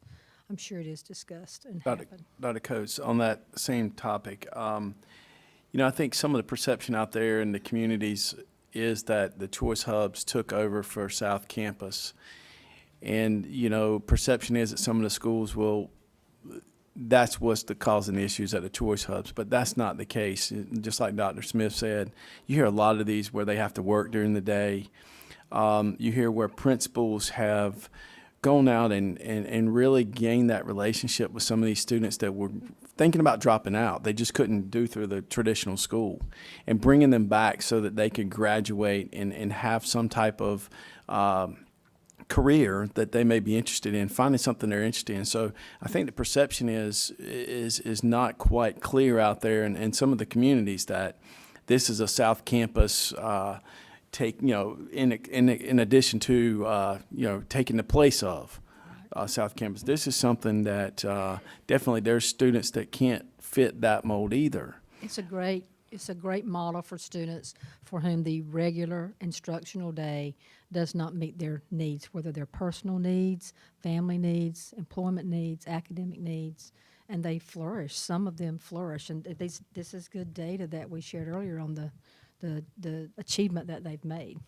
But I understand that because, we talk about the students in social media, but sometimes the adults in social media send that message out as well, and we really can't control what's on social media. We can just react and do what we believe is the best thing for students. And I too commend the principals who have opened their doors to choice hubs. It has made a huge difference.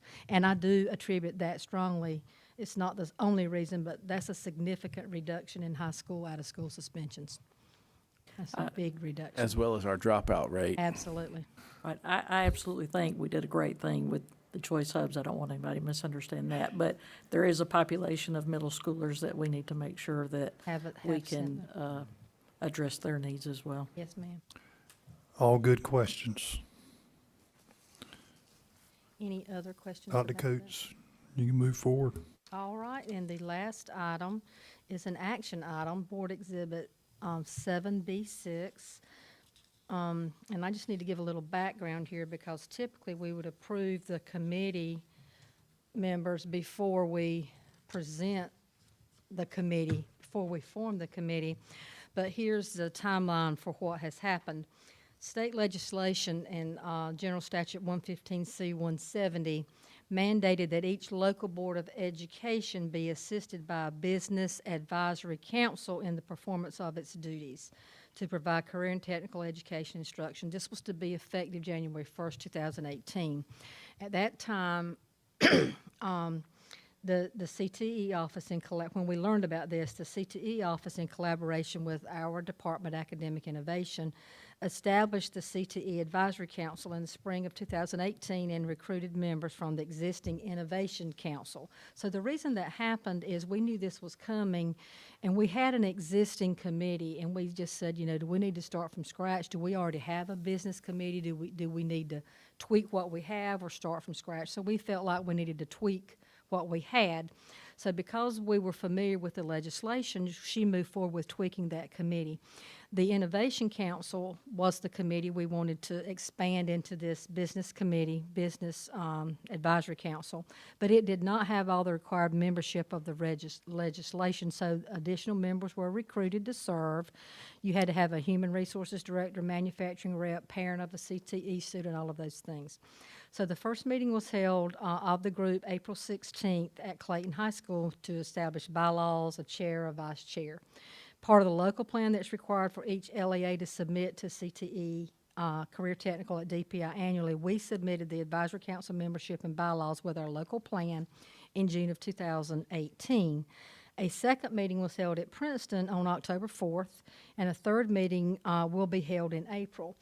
We went ahead and acted on the legislation before we could bring it to the board for vote because our board policy at that time was not updated to reflect the legislative requirement. So the reason it's coming to you late, last month Ms. Suzanne Lujan was involved in the CTE audit. We tried to get that changed. The DPI does not reschedule them for any reason, so she could not be here. So we've linked it today. We need approval for this CTE Business Advisory Council. We need board approval, and then we will continue to submit to the state as directed. So this is an action item. So we do have an action item, Career and Technical Education Business Advisory Council. I entertain a motion. So moved. Second. Motion by Teresa Grant, second by Ronald Johnson. Any other questions? All those in favor? All those opposed? Motion carries 7-0. Okay, and the last item, board exhibit number 7B7. This is information regarding how we are supporting mastery of standards and how we're continuing to support standards-based grading or standards-based teaching and learning in our schools. So since they're so closely linked, I put those things together. So what I would like to share with you, and if you have questions along the way, I will do my best to answer them. If I can't answer them, I will get answers to you. One of the things that we did in the fall for all our K-5, EC, and English language, K-5 classroom, EC, and English language learners was to bring them in for some training. There were 928 K-5 teachers. There were K-5 EC teachers and K-5 EL teachers represented, and they received a full half-day of training in the fall of 2018, and we did that across the grade alike. Like you said, teachers wanted, they really liked that. What they did in that meeting was, of course, delve into unpacking the standards, you know, and unpacking the standards. I know we throw that term around, but that simply means looking at the standards, what's essential, what is not. If you look at any standard course of study, there's a lot of stuff in it. And then if you look at what is assessed, our job as educators is to align what we teach and with what is assessed. Even though I may love, let me throw something out I love related rates in calculus. I would teach that forever. I love that stuff. I just love it. I would teach it forever. It's fun to teach to me when I was teaching math, but if that's only 1% of the assessment for calculus, I don't need to spend a month on that.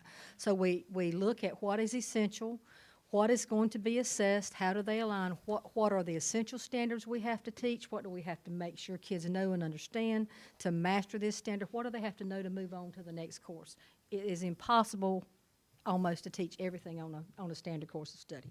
So that's unpacking the standards. So we work with them on how to do that, and then we work with them on developing proficiency scales for those essential standards. And the proficiency scale simply means what's the first thing they got to know, Then what do they progress to? What do they move to that? Then what do they do to show real mastery? So a proficiency scale, as we've already said, is just a progression of mastery toward a standard. So we create that proficiency scale as almost an instructional tool on how to teach that. And I'll put that. Then we talk about what skills does a student have to know and be able to do to show mastery? And we talked about how we need to, how do you know they've mastered it? And that's a hard thing. That sounds simple, but that's not easy always. How do you know they've mastered it? How do you know a kid with a good memory didn't just memorize it today and can't do it tomorrow? So you've got to figure out how are you going to know they've really learned it. And for those students who struggle with learning, what's enough? You know, there were things I struggled with in school, and I hope I never had to see again, but at some point my teacher had to decide, well, she's got enough that she can make it on that standard. Do you have to teach every student toward mastery? You want to, but if a student just can't master, you determine what's enough. So that's what all of this entails. So we've supported that. We had one day, and we've had a second day. Principals ask us to train teachers, and we did that across the whole district, and we trained them. We call it, you call it grade alike, we use that term PLC. PLC teams, first grade reading teachers, that's a PLC for us. So we trained them that way. There's a second day coming that's in the process. We have only trained K1 so far this year for what they've requested as a follow-up training, but we're working on doing everything else. And this second one is focusing on artifacts of mastery. How do we analyze work samples to determine mastery? But that's what this second piece is on. Okay? In addition to that, we have also trained 60 K-5 art, music, and PE teachers in a full day of training. We've trained 49 K-1 lead teachers for a second day of training. Full day for both groups. We still have 2, 3, 4, 5 to do. We're putting in EC and ELL with them because they should be partner teaching. Here's the goals for those sessions. First, there are Canvas courses that have been created for what these teachers are teaching, and there's resources linked within those Canvas courses. So that's one of the things they learned how to do. How do you enroll in that Canvas to see your resources and to have information? How do you impact the standards? I've already mentioned that. Finding priority and support and essential standards, and sequencing documents. What do you do first and second? That's pretty easy to me in math because it's very sequential. It's like building a house. You start at the bottom, you move up. Can't teach what I just said until you know how to do a derivative or something. You can't start up here. So that's simple to me in math, but it might not be simple to someone else. English language arts, if you've ever taught English language arts, you can have the same standards for the rest of your life. It just becomes more in-depth, more complicated text. So you talk about how do you do that and what order do you do that. So that's the things that they've done. The long-term goals for all of these groups is to understand purpose of proficiency scales, really. I think a lot of people think the proficiency scale is what I use to figure out what grade the kid gets, and that is not what it's intended to be. The proficiency scale is the guide to instruction. Where do I start? What's next? What's third? How do I know they've mastered it? How do I know they've really mastered it? And then another thing we're focusing on is how do you work within your team at your school to facilitate a PLC session where you might be discussing artifacts of mastery? How are you going to work with your other K-1 teachers at your school to determine mastery? How do we know? That's easily said and very difficult to do, so that's a focus. And again, that also brings in the student work samples, obviously, to know when mastery has achieved. In addition to that, we have sent out an email to all folks about the resources that we've supplied them previously, but we want to make sure they have them. We have a list of digital resources and links. We have a list of curriculum resources and links, and we have a list of specific grade level resources and links that we have sent out to teachers, as well as how to find this information on the Department of Public Instruction website on if I teach 8th grade math, how's the test? What % of the test is number sense? What % of the test is calculation? Those types of things to make sure that they understand what is tested with respect to what they need to be teaching and how to align that. Dr. Copes. Yeah, I know you got a question for me. Is there any way that we can get that information that you just shared with us? In print? Yes, Sure. ma'am. I took some notes, but I just want to make sure I didn't miss anything because that was some good information. But also, I appreciate you doing these grade alikes, as I call them, or PLCs, because as we talked about earlier, that's what the teachers want is a grade alike session so they can be consistent. But I guess my main focus is how are we going to measure the level of understanding that these teachers have gathered out of these meetings? Because, we talk about consistency, and if consistency across the board is huge when in standards-based teaching and learning, and we're not seeing that or hearing that. And going back to the data last month, 81% of our employees did not agree with moving forward with standards-based grading, obviously. So how are we reporting, right? The reporting. Right. Yeah. So how are we going to measure this to make sure that we are seeing some knowledge from these teachers feeling more comfortable, one, but being consistent in their message and delivery to other teachers as well as parents and students? That's a difficult question, and it has a lot of components to it. Number one, we need to hear from them. Was this beneficial? Please don't tell us it was if it's not. How comfortable are you? And when you go to a training, and you've been in them, when you go to a training, you understand it. One of the Murphy's Laws of math is when you get home, everything turns into a muddle. The real measure of understanding is what you do when you leave that safe spot, and then we need to hear from that. I would like to be able to afford a model of more frequent interactions and trainings with teachers. It's very, very expensive to do that, and you can imagine bringing in a full day or all day for all the K-1s and what that does at the school level. We also need to hear from our school leaders on what they're seeing in their groups at the table. If you have, and when I was a principal, I could tell you the strongest teacher planning groups, and I know we use PLCs, but I was trained in that, so I could tell you today who the strongest ones were because they work together. You have to put your personal pride aside and put your data on the table and be a risk taker and not be judgmental and say, you nailed that, I bombed it. My kids bombed it. What did you do differently? Just like what we're talking about doing with other districts, you've got to do the same thing on a small level. So it's feedback from principals, it's feedback from teachers. Obviously, it's school-specific achievement data in their content areas. That's the long-term measure. We can look at our benchmark data, but that doesn't necessarily tell us a measure of understanding teachers are getting from the training. So the thought would be if teachers truly understand, they would implement what they're doing and you'd see increased student achievement. But again, that's no direct correlation. There's an indirect correlation, but there's no proof of what that means. So the number one thing is to hear from them. And they need to tell us. We can survey them again, but we're surveying them to death pretty much now.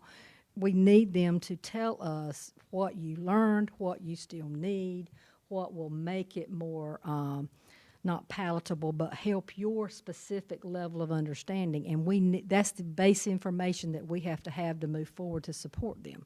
If we think we've met their needs and we haven't met their needs, it doesn't help anybody to be in that situation. I think the survey is, even though we may be sending out a lot of surveys, but that basically shows our where we stand and our commitment to them is, hey, give us honest feedback, because if we don't hear the feedback, we can't change what's broken or we can't change what they need more assistance on.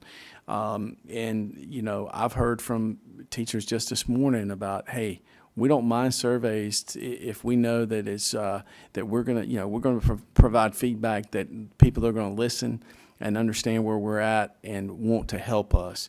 So I think a strong survey would assist us to make sure that before we move forward with anything else, that we've got the level of understanding that we're looking for in that piece. Okay. And when you say move forward with anything else, is that a time like this year timeline, move forward with a training event?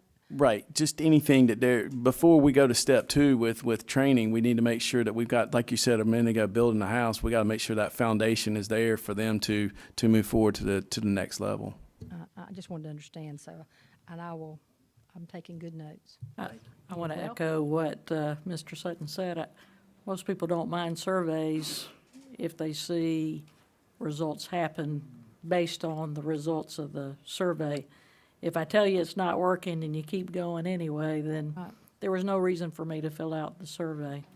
And it sounds like we are doing some good things with training, we have to be better about training and getting that foundation before we move forward on things. Someone said recently we are building the ship and moving it at the same time, and we need to make sure the ship's built before we start trying to move it. And, you know, we did a great job putting the survey out and asking teachers and parents about standard grade base grading going forward. But we're hearing from other parents and teachers in 4th and 5th grade that, you know, we didn't get the opportunity to answer that survey because we would have said the same thing. I'm not saying that it's right or it's wrong to do standard base grading K through 5, but until teachers are comfortable with it, Understand? we shouldn't do it. I understand. Now, we've already done it, but we've got to do a better job of making sure that everybody's ready Yes, ma'am. before we move forward on things. And I think one of the things that we did, and actually it was in response to parent requests, one of the criticisms we got about the report card, the criticism I've gotten this year about the report card was I can't tell if my kids master anything or not. Well, the reason for that is because we shortened the report card. You know, when we had the long report card with every little indicator, you had outstanding data on what your student had mastered because you got specific data on every little teeny beeny piece. But that was resulted in about an 8-page report card, which was great data, but long. And imagine that, multiply it by the students, I understand. So parents wanted a shorter report card. So that's what we did this year in the 5th grade rollout. But unfortunately, these 5th grade people never saw that longer one for their kids. So they are puzzled as to, I can't tell what my students learning. I understand that. I don't know where the medium is on the reporting on that.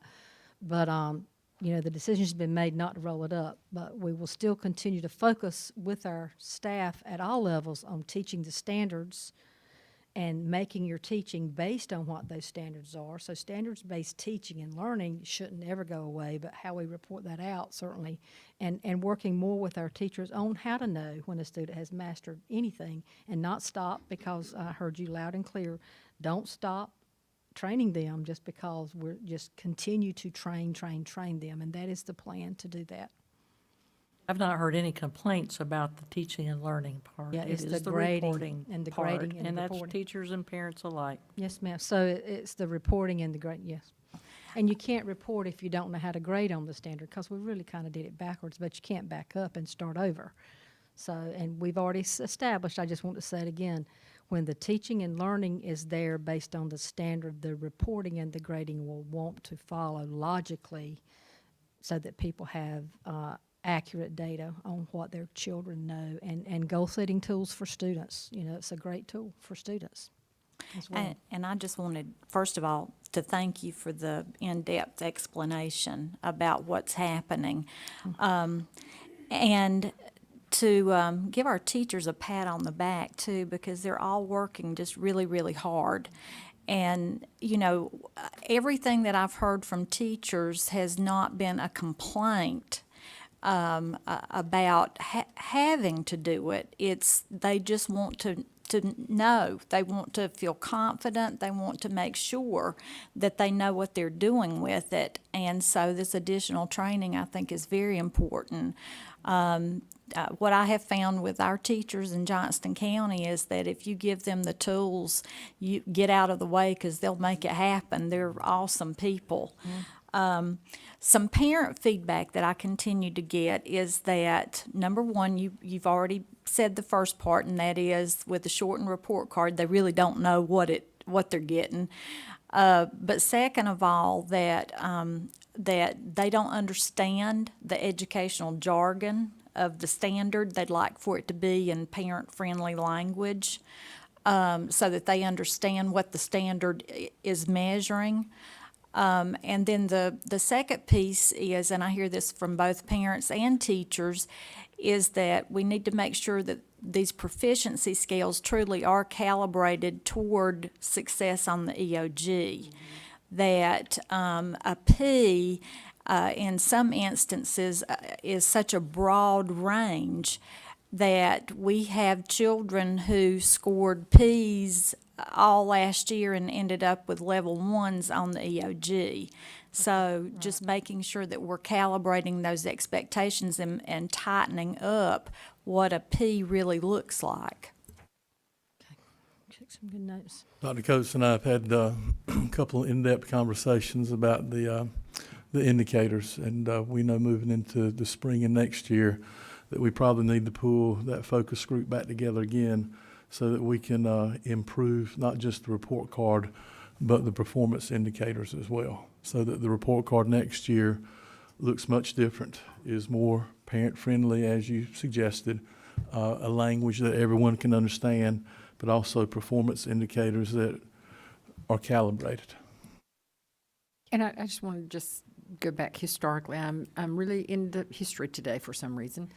But in the old days, when students got A's, B's, C's, D's, and sometimes F's, they may have gotten an A and also made a 1 on the end of grade test. So is indigenous the right word? It just comes with the territory that student performance in the classroom is not always synonymous. We hope that it would be, but it is not always synonymous. No matter what grading scale or proficiency standards, whatever it is, sometimes there's not congruence between the end of grade test and the classroom assessment. So I just don't want people to lose sight of there's no perfect system. Right. We're just My trying to do the best we dissertation can was on by that children. topic, and there have been grading conversations, how to align the grade with master the content. There are enough books to fill the world, but we strive toward being better, and that's our goal. Thank you. All good comments. Thanks for your thorough explanation, Dr. Coates. Before I call Ms. Gill up, we're going to take a 5-minute break, but however, I did want to recognize a young lady in the crowd that is with us today, and that's Miss Dorothy Johnston. If you'd just stand up, Miss Dorothy. 20-year board member and employee of Johnston County, and we definitely miss you, and we're grateful for your service. Thanks for being with us today. 5-minute break.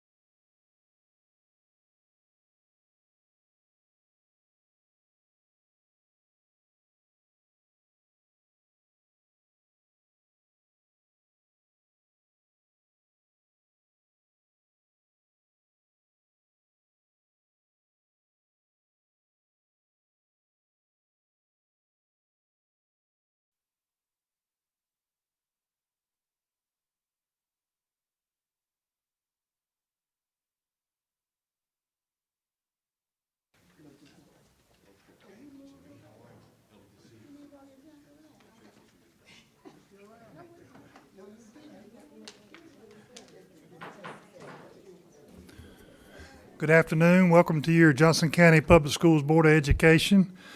In the essence of time, and I suggest that we move on to public comment. I would ask Dr. Paula Coates to please come up, please. Thank you, sir.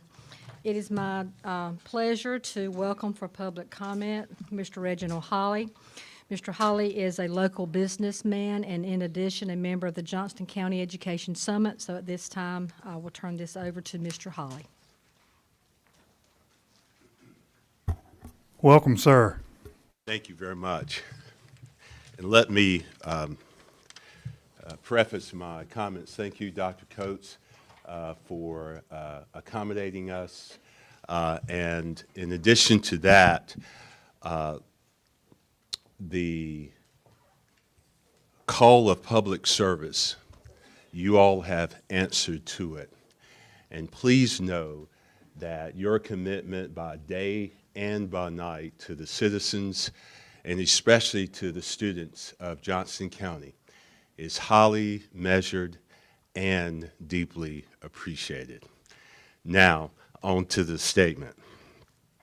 Chairman Wooten, distinguished members of the Johnston County Board of Education, Superintendent Renfro, thank you for the allocation of time for a statement of concern regarding the marginalization of African American professionals in the Johnston County School Administration. Good evening. My name is Reggie Holly. I'm a member of the Johnston County Education Summit. The Education Summit is an informal think tank focused on student development and education in Johnston County, and whose members include clergy, business, and civic leaders, along with 2 former members of this distinguished Board of Education. Members of the summit have had an opportunity to visit Dr. Renfro and respectfully convey concerns about the ongoing marginalization of African American leaders in his administration. Given the mission and values to which the district has made a commitment and with many of which we resonate, we are sure you as a board are not satisfied with the current state of affairs. We shall look forward in the days ahead to productive dialogue with positive outcomes as we further address the exclusion of African American professionals from among principalships at traditional high schools and the lack of diversity in the superintendent's cabinet. Lastly, I would add that I've had this conversation with members and citizens much older than you who sit on the board. Never did I anticipate having this conversation with members of my own generation. We look forward to the days ahead. Thank you so very much. Thank you, Mr. Holly, and I would like to say that Dr. Renfro and I had the opportunity to meet with the Johnston County Education Summit this past Friday. A highly professional meeting was held in relation to this subject. You know, one of the comments I said in the meeting Friday was something my wife always tells me is actions speak louder than words, and I think it's 100% on this board.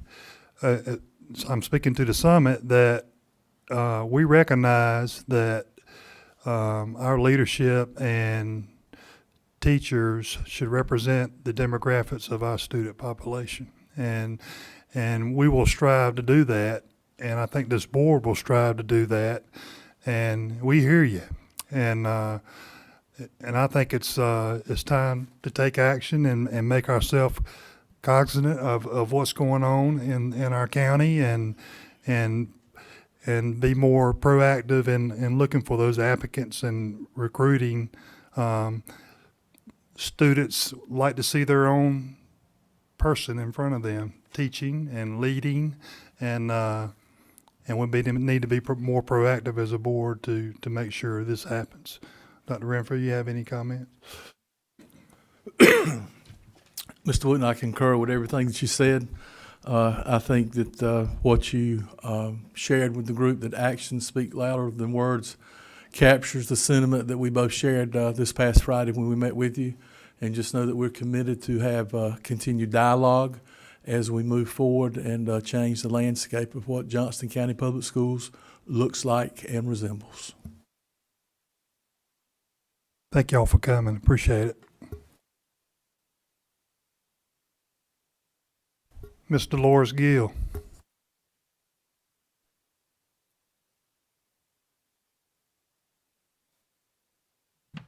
Good afternoon, Chairman Wooten, Vice Chair Dr. Peggy Smith, members of the board, Dr. Renfro, and Mr. Jim Lawrence.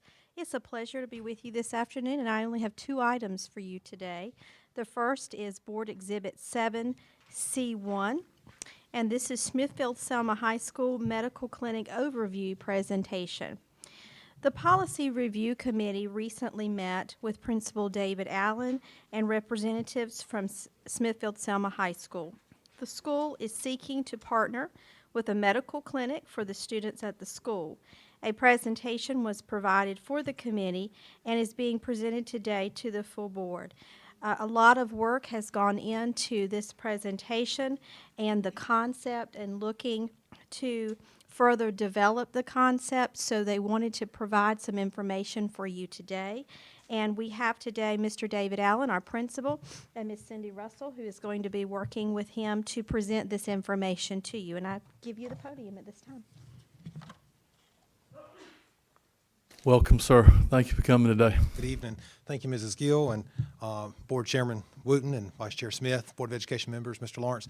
Thank you for letting us come today. This is the little dongle will do the job here. So we want to talk to you a little bit about what we have dubbed as the Spartan Health and Wellness Center. This idea really is as old as 1900 when we started putting school nurses in schools and to address problems in that day. And so this is really no different. Any of us, and there's many of you who are educators on the board, and those of you not educators, you've probably studied psychology in your college work. And we all understand the basic tenets of Maslow's hierarchy of needs. Maybe you've studied Glasser's 5 basic survival needs. But just that idea that we've got to provide basic services before young people can move forward. And so so the definition for you of a school-based health center really is, just in a nutshell, really is putting a medical clinic on a school campus. Again, not a new idea. There are some 2,000 of them now in the 48 states. 33% of them, the most of them, are in high schools throughout our country. 1 in 10 are sponsored by school boards. Others of them are sponsored by hospitals and health departments. The great need for this is to very simply remove barriers and increase access for students for health care. This is particularly important for male students because the research, if you look at it deep enough, you'll find that male students go to the doctor or access health care at a larger gap, than females. Some specific services that we would address through a school-based health service clinic like this, we really would become primary care. There are a lot of benefits to the entire community for a service like this. It would certainly service the healthcare community in the sense that it would reduce emergency department visits and also just increase access all around. Many of our students at Smithfield Selma being about 67% free and reduced lunch. I'll talk more about that in a few minutes, but really can use this access of service. You can see other things that can be done, wellness visits, nutritional counseling, immunizations, sports physicals for our athletes, case management if a student already has an ongoing issue, pregnancy and prenatal care if that's needed, health screenings and preventative care is certainly very important. In a school like ours, where our parents are working all that they can to support their children, again, this is one of the reasons why a school-based clinic is so successful, because mom and dad doesn't have to take time away from work to be able to take their child to receive medical care. They are monitored, by an advisory board. So this is something that we would put together. We've already reached out to some people in the community who would be interested in serving on such a board. They are staffed by medical professionals. This is not something we would do ourselves or with our existing health occupations teachers, or not necessarily our existing school nurses. We would want to reach out for a clinician that could be dedicated to this cause full-time, 5 days a week. And then you can see supported in a sundry of ways, as you might imagine. Again, funded liability coverage for providers is generally dependent upon the partners that are involved in the service, and again, somewhat of how you dictate the model sometimes dictates the liability piece, and that's something we have spoke to Mr. Lawrence about, and certainly can entertain a little bit more. Again, some benefits. We see increased student access, overcoming transportation, financial, cultural, other obstacles associated with obtaining health care. That really is a big deal for us to remove those barriers. As simple as going to the doctor sometimes is a big feat for a young person, because they can't go on their own. They can't go with their parent off campus. Perhaps there's a greater trust level. Again, we talk a lot about positive and appropriate relationships. And again, we see that our students trust us and would certainly have greater access there. Also, providing services regardless of a student's ability to pay is a big deal for Triple S and probably for all students. And then a decrease in absences and an increase in attendance, and I've got some stats I'll give you on that too. Other benefits, decreased discipline referrals, increased in perception of safety and engagement by students, community, and parents, increased overall health for immunizations, treatment of common illnesses. Again, all the things maybe that we take for granted that we do when we're sick. Sometimes our students, again, just don't have a presence of mind for something's going on, and maybe that needs to be addressed. It is a win-win for everyone. I've spoke about this already a little bit in that, our hope is that we'll have decreased attendance issues, students more engaged during the classroom time, and then the community's benefit, of course, is a more healthy populace, and of course, access to health care being at the schoolhouse will hopefully reduce perhaps some people who, for lack of a better means, uses the ER as a primary care physician. Here are just a couple of quick health indicators that you might see. Nationally, free reduced lunch at 43%. At Triple S, we're hovering around 67%. I'm willing to tell you that that's underreported in the high school. If you look at our feeder schools, it's much higher. But when students get over to the high school, we can't stuff book bags quite as easily in the high school, number one. And number two, students really start wearing a little bit of pride about themselves. They want to be in control of their own lives, and sometimes they just are reluctant to ask for that service. And so that is our number, but it's certainly very underreported. You can see some other basic numbers there that would kind of guide some of our rationale here. One thing that we know when we first kind of started talking about this, we really thought we were doing something kind of very novel, something very new. And as we began to research, we found that these really have been out for some time. And we did a little bit of scan in our area, and you can see there are 6 of these in Wayne County, 4 of these in Durham County, 1 in Wake County, and none here. And so we certainly would like to kind of pave the way maybe for this to be an opportunity for the future for how we take care of our young people. A couple of other data measures that we were able to find that I thought you would find valuable is, clinical and medical users, they see a 50% decrease in absenteeism and 25% decrease in tardiness. One thing that was, pretty alarming looking through the research, the more services we provide, the greater the results. And that's really not a surprise when you think about it. But I mean, we already have a partnership with a mental health agency that comes in and sees our students on our campus to reduce that barrier. We've seen a lot of growth in those students from that. And so we're in the process now of trying to track some of that discipline and absentee data too. But this medical center piece would really be the capstone that oversees all of that. A study in Dallas reported 50% decrease in absences for students who had 3 or more absences in a 6-week period. So I ran that data just for Triple S just to see what that would look like for us. And so the first 6 weeks of spring semester, which we know is flu season, so we know we got more absences there. But again, precisely to the cause of why we need this medical center is, I thought that was an important data point to use. We had 777 unexcused absences. We had about 952 absences altogether, but 777 were unexcused, meaning students did not bring in a note. And often that's our students who, gut instinct, I have to be honest with you, just gut instinct, are having access issues. And so, so if we could cut that number in half from 777 to 325, that's going to really, we're talking about teaching and learning, that really does increase the learning aspect for us. Another study reported 85% decrease in absenteeism for students who also receive mental health services. So that's where I mentioned to you a few minutes ago that idea of the more services you add. One research study I looked at was very focused on dental care, and they were again talking about that access. I thought about your story, Dr. Smith, about the dental care piece.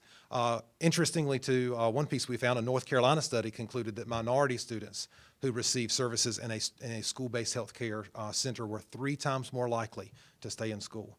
And that's very important to us at Triple S. We know what our demographics are. We're 44% Hispanic, about 28% African American, and so it's very important to us that we meet the needs of those students. And so that was pretty telling when we ran across it.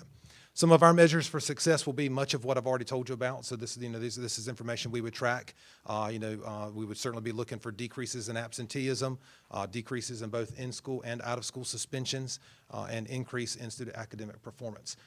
Didn't really find a lot of research that spoke about the academic performance. Most of the research is focused squarely on the mental health piece or the medical piece, and increasing access and decreasing ED visits, and other benefits for the medical community or for the healthcare community within a district. We do have a floor plan we've drawn up. We had Brooks Moore come out, the operations in the operations department, to look at what is a traditional classroom. So what you see is a schematic of a traditional classroom, and I'll show you another image here, so a little more 3D. I do want to point out that our Project Lead the Way classes drew these 2 images, and and our construction classes weighed in on how they could get involved in helping with some of the construction, so that we can use, help students, and so we know it's a lot more powerful. But you can see what's a very traditional classroom there. There is some existing space on the far left-hand side of this image that we would capture, but essentially, we would get a waiting room, an office area, and then some room for counseling with students, mental health room for our mental health counselor. We would move them downstairs to be in this area, and then also a full medical facility. We'd add a bathroom so that we can take any samples that we need in an environment that was suitable as well.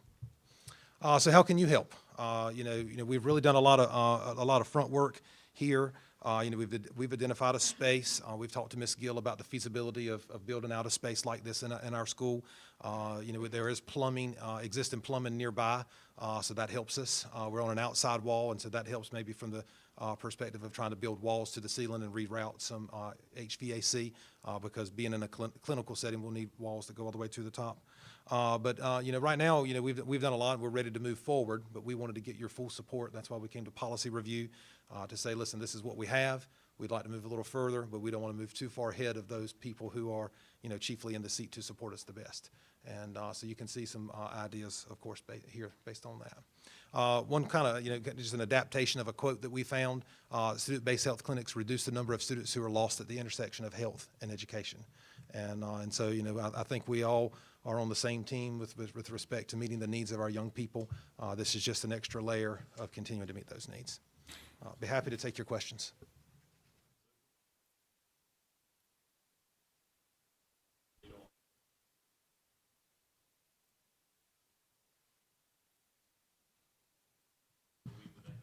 Sure. So the simple answer is, we're open 5 days a week. The clinic would be open 5 days a week. Again, speaking to the research, again, the more you increase access or the more you increase care or touch points, the more successful you are. So could we address doing that on the weekends? We can have that conversation.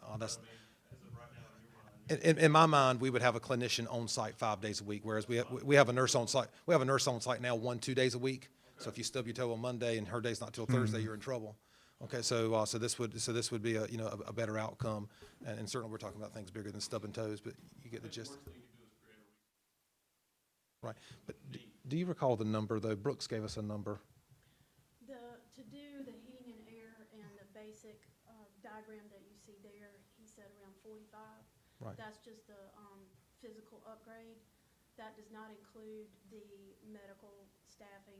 Right. And that would depend on the model that we chose to operate.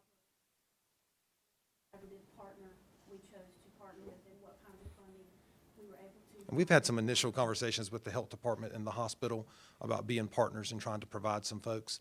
They have some barriers there, of course, that they've got to get around, as we do, of course, on our side. But again, as we continue to try to remove those barriers, we wanted to get you in the loop. But the HVAC, quite frankly, is the largest expense because of the way the design of the building from 50 years ago is not such that you would take a room that's an existing room with one unit and put in, you can count up right there, 6 or 7 different units. But it's doable. Yes, sir. It's very doable. Again, we're on an outside wall that helps us, and then that blank room you see on the far left there is actually an existing women's restroom. If you've been on, this is right by the cafeteria, and that's intentional because if we were to do something like this where we opened it up on a weekend or something like that, that we could be close to an outside door. Self-actualization and esteem and social are at the pinnacle, but everything is contingent upon. That's right. That's right. You do have kids who.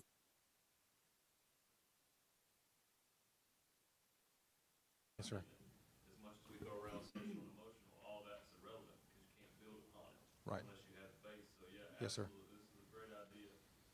The question I would have, and I know we maintain student records, would there be, we'd also have to look into the legalities of maintaining medical records at this point, right? Because we would be. Yes, sir. And one of the models, we went to Durham schools, and Durham has a partnership with Duke Hospital. My cousin is the nurse at Duke. Oh, they have a, yes, sir. Isn't that where we went, Hillside?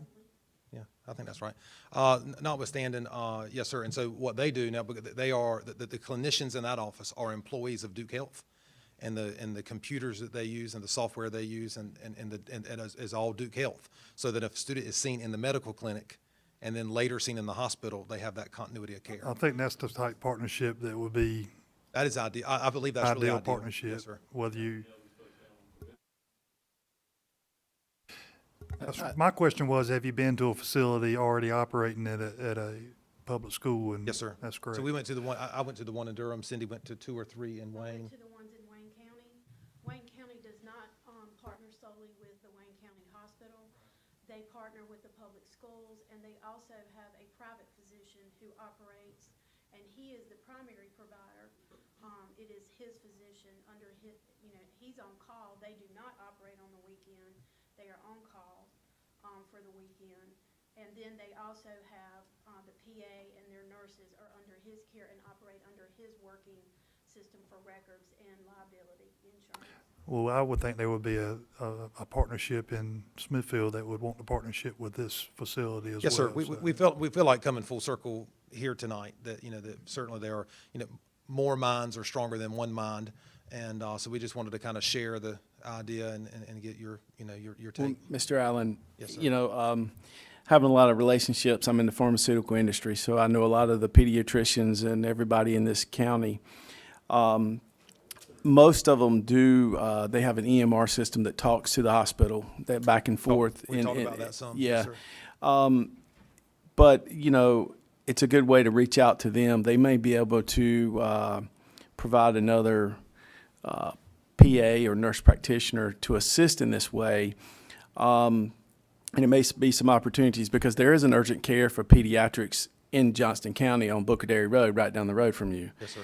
So I know that doctor very well, and they've reached out to us on some other items that they're interested in assisting Johnston County Public Schools.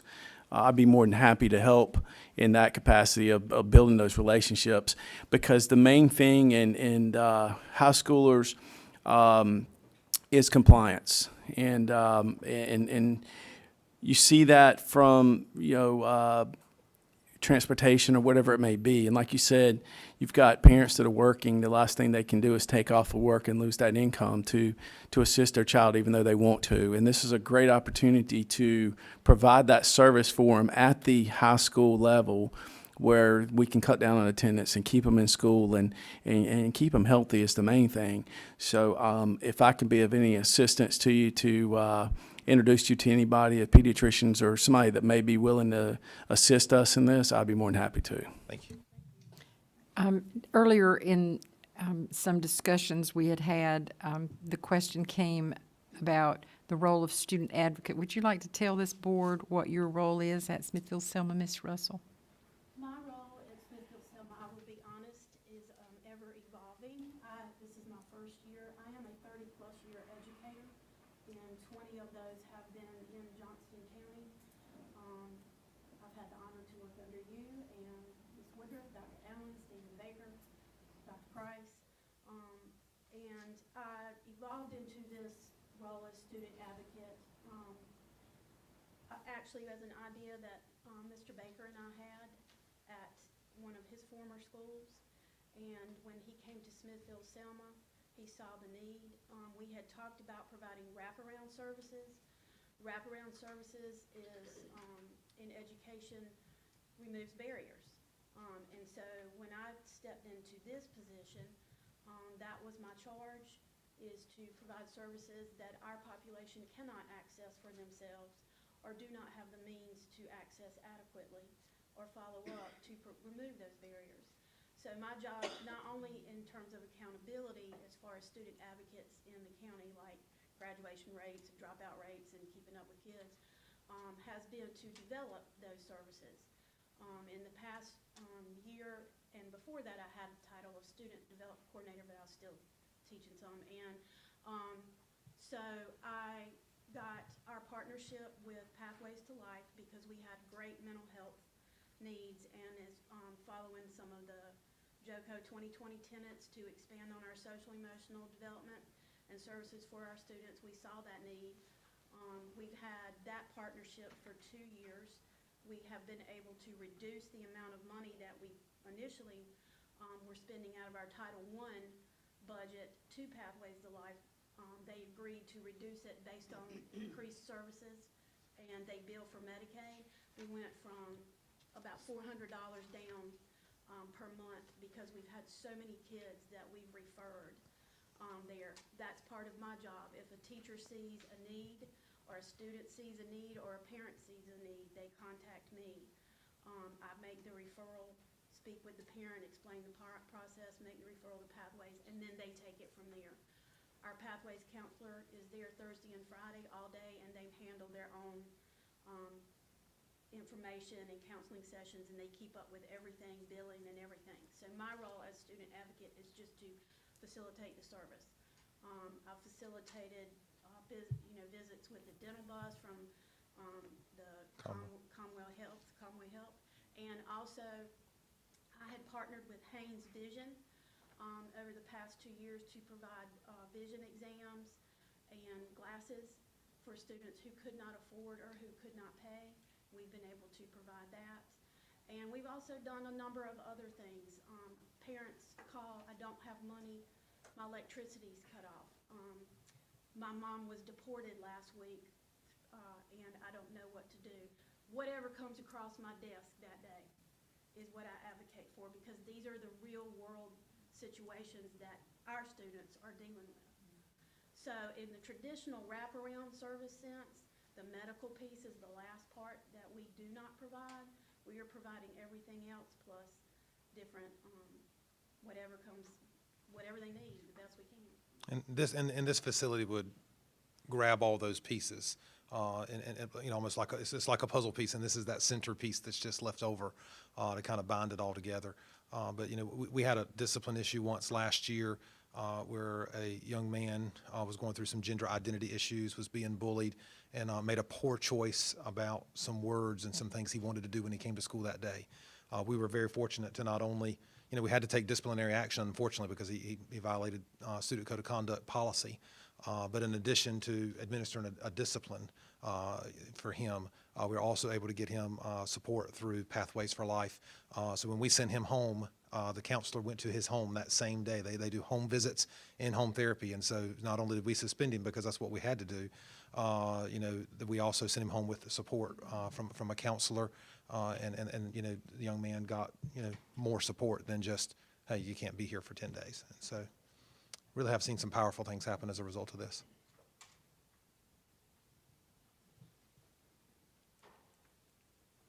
All right. Any other questions?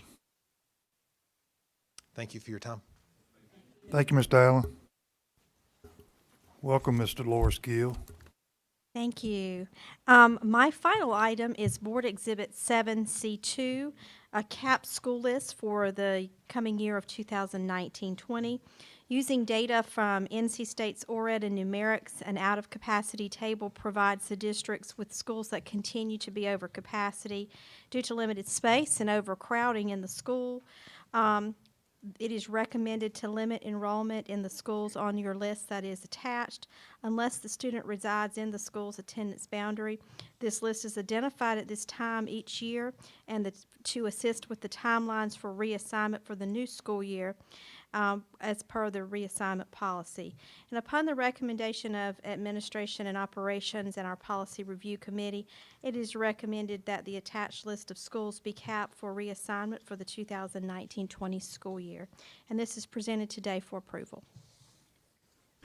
Cap schools for 2019 and 20. I do have a question before we approve it. How many more schools are capped this year than last year? It is the same number as it was last year. All of our numbers are holding very, very true, but continuing to rise as It's well. continuing to grow. So as and I know I'm saying more about subdivisions and subdivision growth on this topic before I get to Johnston County Planning Board, so I'm gonna go ahead and say it now. I just reviewed the planning board documents for this coming next week's meeting, which is Tuesday, and it has 7 new subdivisions on the planning board docket, and one of the subdivisions has over 308 lots. And so as we approve this cap school data, it's going to get worse before it gets better, because obviously we have to play catch up with building schools and making room for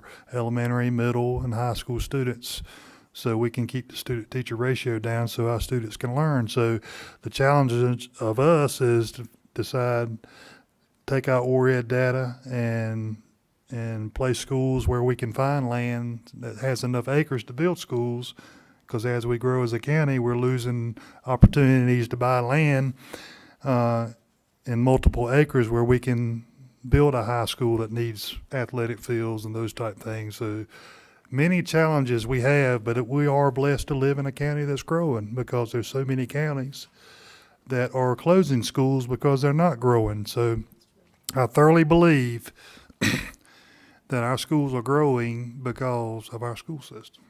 So, and I want it to continue to be that way, but we'll get to the point, if we keep growing before our schools are built, it could have the reverse effect. They'll start leaving because our schools are packed and there's nowhere to go to school. So many challenges for the county commissioners and the Board of Education to find an equilibrium of growth.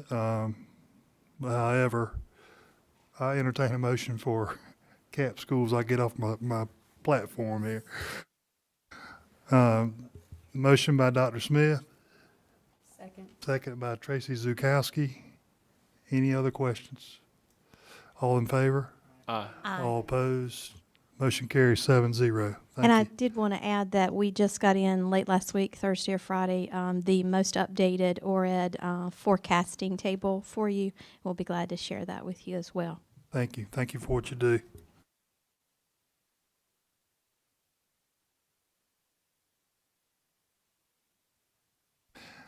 Welcome again, Mr. Vetrano. Good evening again.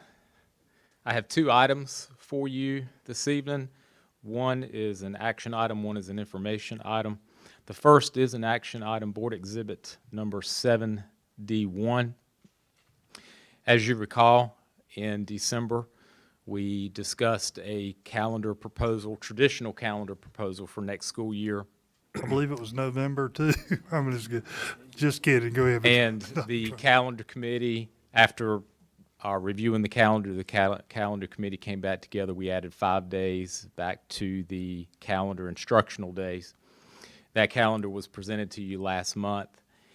The board at that time tabled the decision in hopes that maybe we would receive some reprieve at the state level from the current restraints that are before us regarding the calendar. I do know that there are several bills that have been introduced that look promising, and hopefully those will have some movement I don't think at this time we've seen any action on those, but I do present this calendar back to this board for approval if you so choose. So I guess my question is I entertain a motion to approve the calendar first. I just have one comment. Are we going to put the disclaimer at the bottom of the calendar? Yes, ma'am. We talked about that at the last meeting, and that has not changed. I think it would be very appropriate to say that this calendar is subject to change based on legislative action. Okay, I just want to make sure we get that there. Great So perfect. question. I motion to move. Motion by Tracy Zukowski, second by Ronald Johnson. And my question was the same as Ms. Zukowski, is we might be changing this again, but that will be a good thing if we have to change it again. So any other questions? I just have a comment. I just want to thank the calendar committee again for their hard work, and it was nothing against them of what we were trying to do, but trying to make sure that our students have as much instructional time as possible. Unfortunately, talking to some of the senators and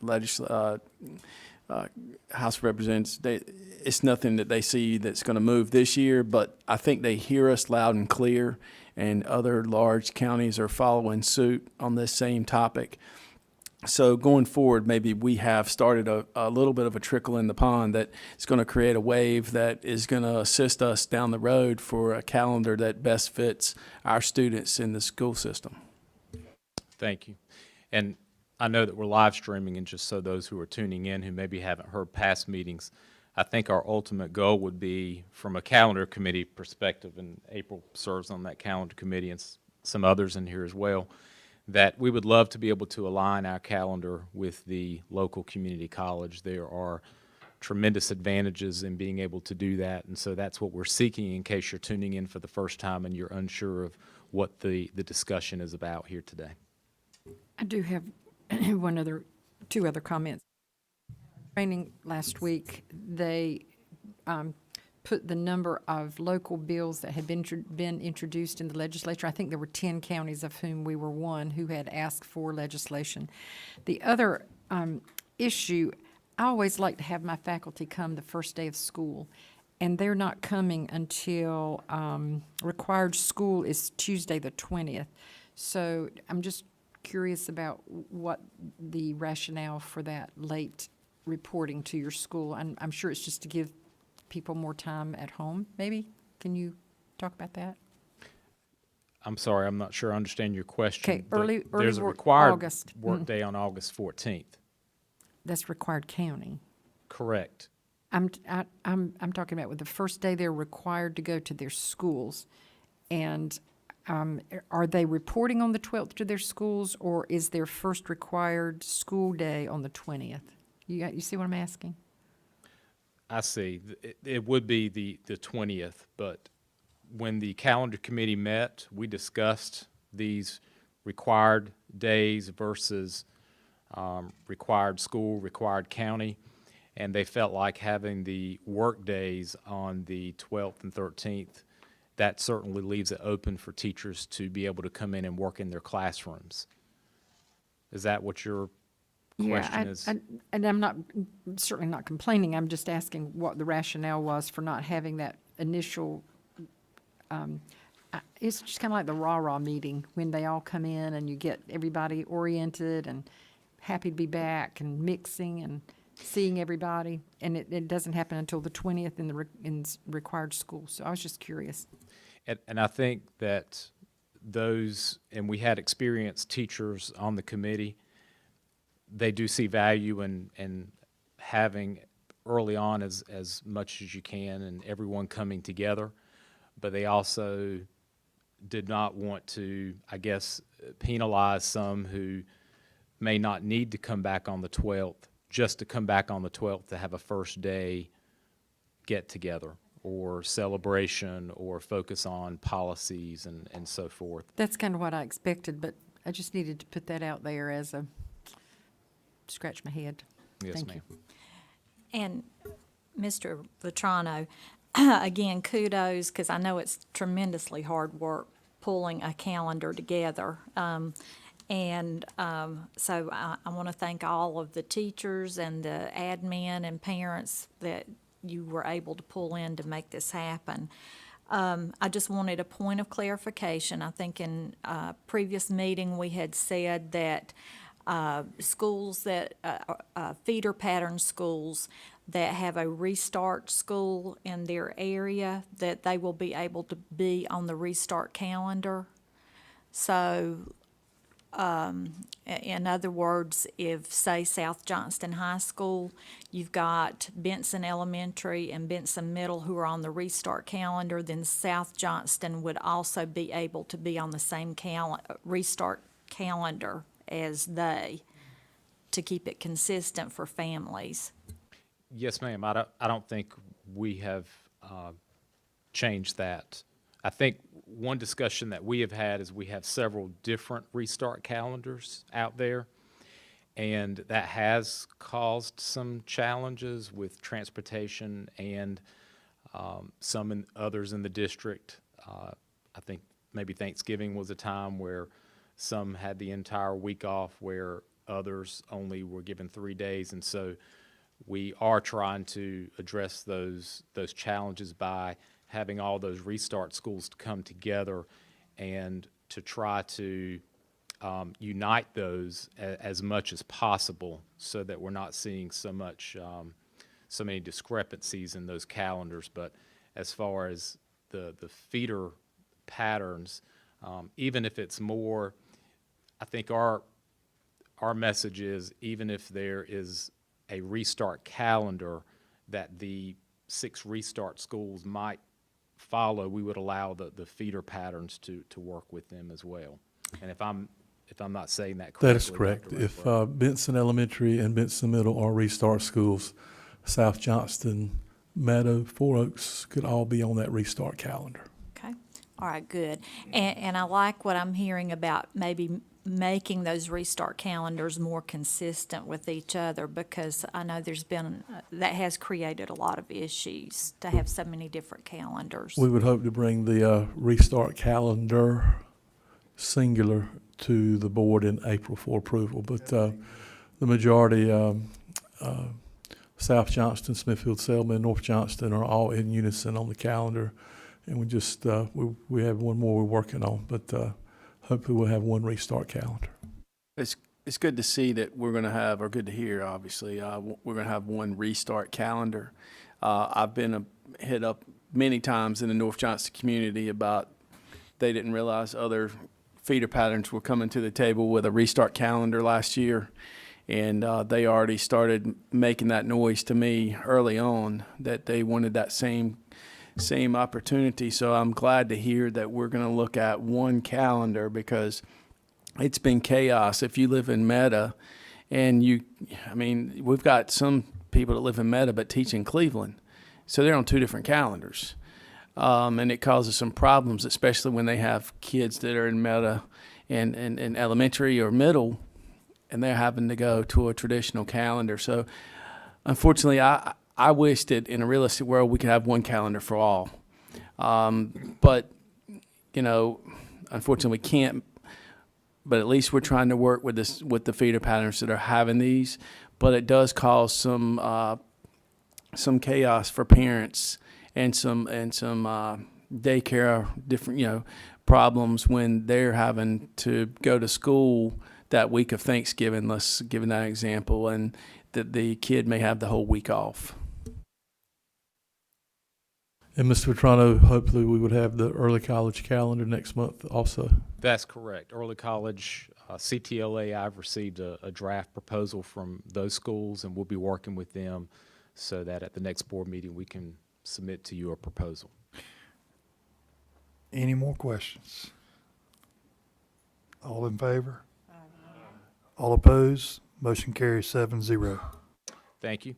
So we will certainly share with the community that this calendar has been approved, and we will put, as soon as we can, on our website this calendar with the disclaimer that we have discussed. The next item, Exhibit 7D2, this is information. As you know, each school year The State Board of Education reviews, it used to be termed turnover data, now teacher attrition data. And our practice has been that after they approve all of the data that's been submitted to them, we share with you information specific to our LEA, specific to our school system. So each year, the state does require us to analyze our data on why teachers may leave our school district and report this information to DPI. You will see and hear these terms throughout the presentation: attrition and mobility. These are the terms that are now used to describe changes in teacher employment status. So let's go through these. Attrition is a reduction in the number of employees due to employees leaving the system. It can be measured at the state or local level. Mobility refers to the number of employees who left our school system and transferred to another school system in the state, and that can also be a charter school as well. So in the data collection process, what all LEAs have to do, and what we did, is compare a list of teachers who were employed in our school system on April 1st of 2017, and we compared that to a list who were employed with our school system on March 30th of 2018. So at the end of that one-year term, we determined who has remained with us, who has left, those individuals who are no longer with our school system. That's considered attrition. Attrition at the state level means the teacher is no longer employed in the state. Attrition at the local level means the teacher is no longer employed in the school system. And do not worry, there's not a test at the end of this. I know I'm giving you a lot of information. So as long as teachers remain employed in the school system, they're not considered turnover, or as it is now called, attrition. And that is helpful because several years ago, under the old teacher turnover report, if someone left the classroom and became an administrator, that counted against us in the report. So this is a change, and it's a welcome change. So after analyzing our data, we wanted to share some statistics with you. We're very pleased with these, and we hope you will be too. This first graph displays some of our surrounding counties. The blue bar represents the state attrition rate. That's the percentage leaving the LEA and no longer in the state system. As you can see, our attrition rate, it's in blue, is lower than the state average in all neighboring counties. The red bar represents the mobility rate. That's the percentage leaving our LEA and transferring to other school systems in the state. Our mobility rate is lower than the state average and lower than many of the surrounding LEAs as well. So the complete bar, when you look at the red and the blue, for the state, our LEA, and the others, that represents the LEA attrition rate. It includes the state attrition rate plus the mobility rate. And as you can see, our LEA attrition rate is below the state average, and it's also lower than all neighboring districts. This chart gives you a glance at our LEA attrition rate for the past few years in comparison to neighboring LEAs. We're proud to say that we believe for all of those years since 15-16 through last year, our attrition rate has been lower than the state and neighboring LEAs.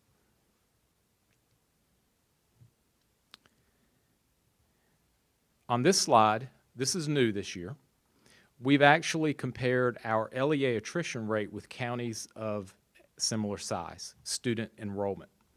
You can see that we fare better than all of the counties listed, not only for the 17-18 school year, but for the past 3 years since they have revamped this report.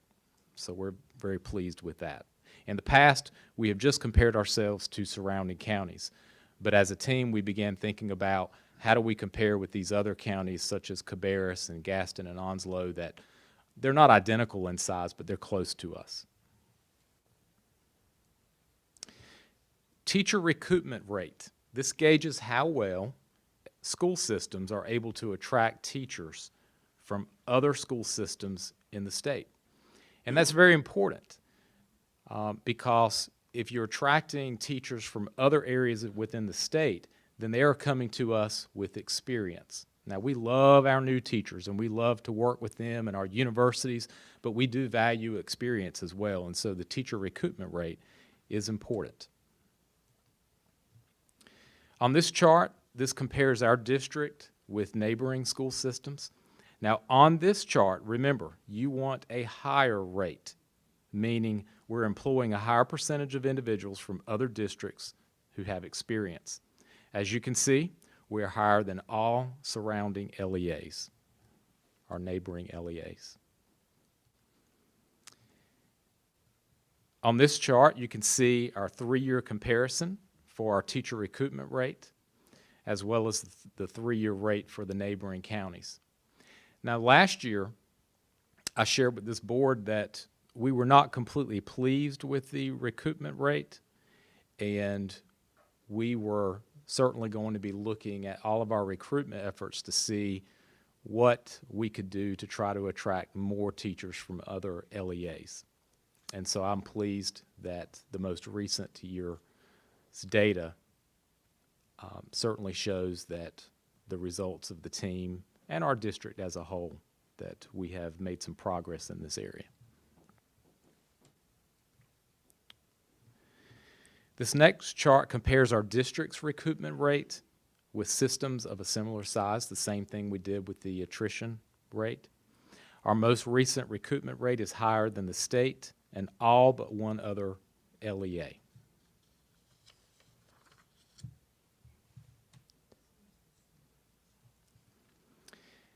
In addition to looking at how many teachers leave, we also examine which teachers leave and the reasons.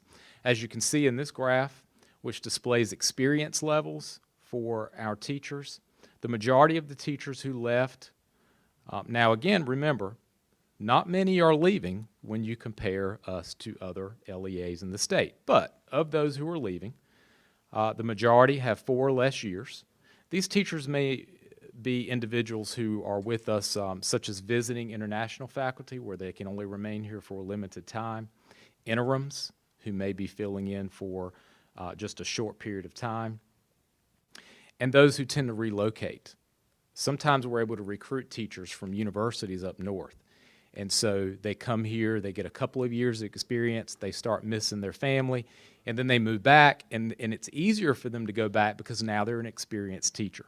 So those are individuals in that group, and so sometimes it does make sense for this to be higher.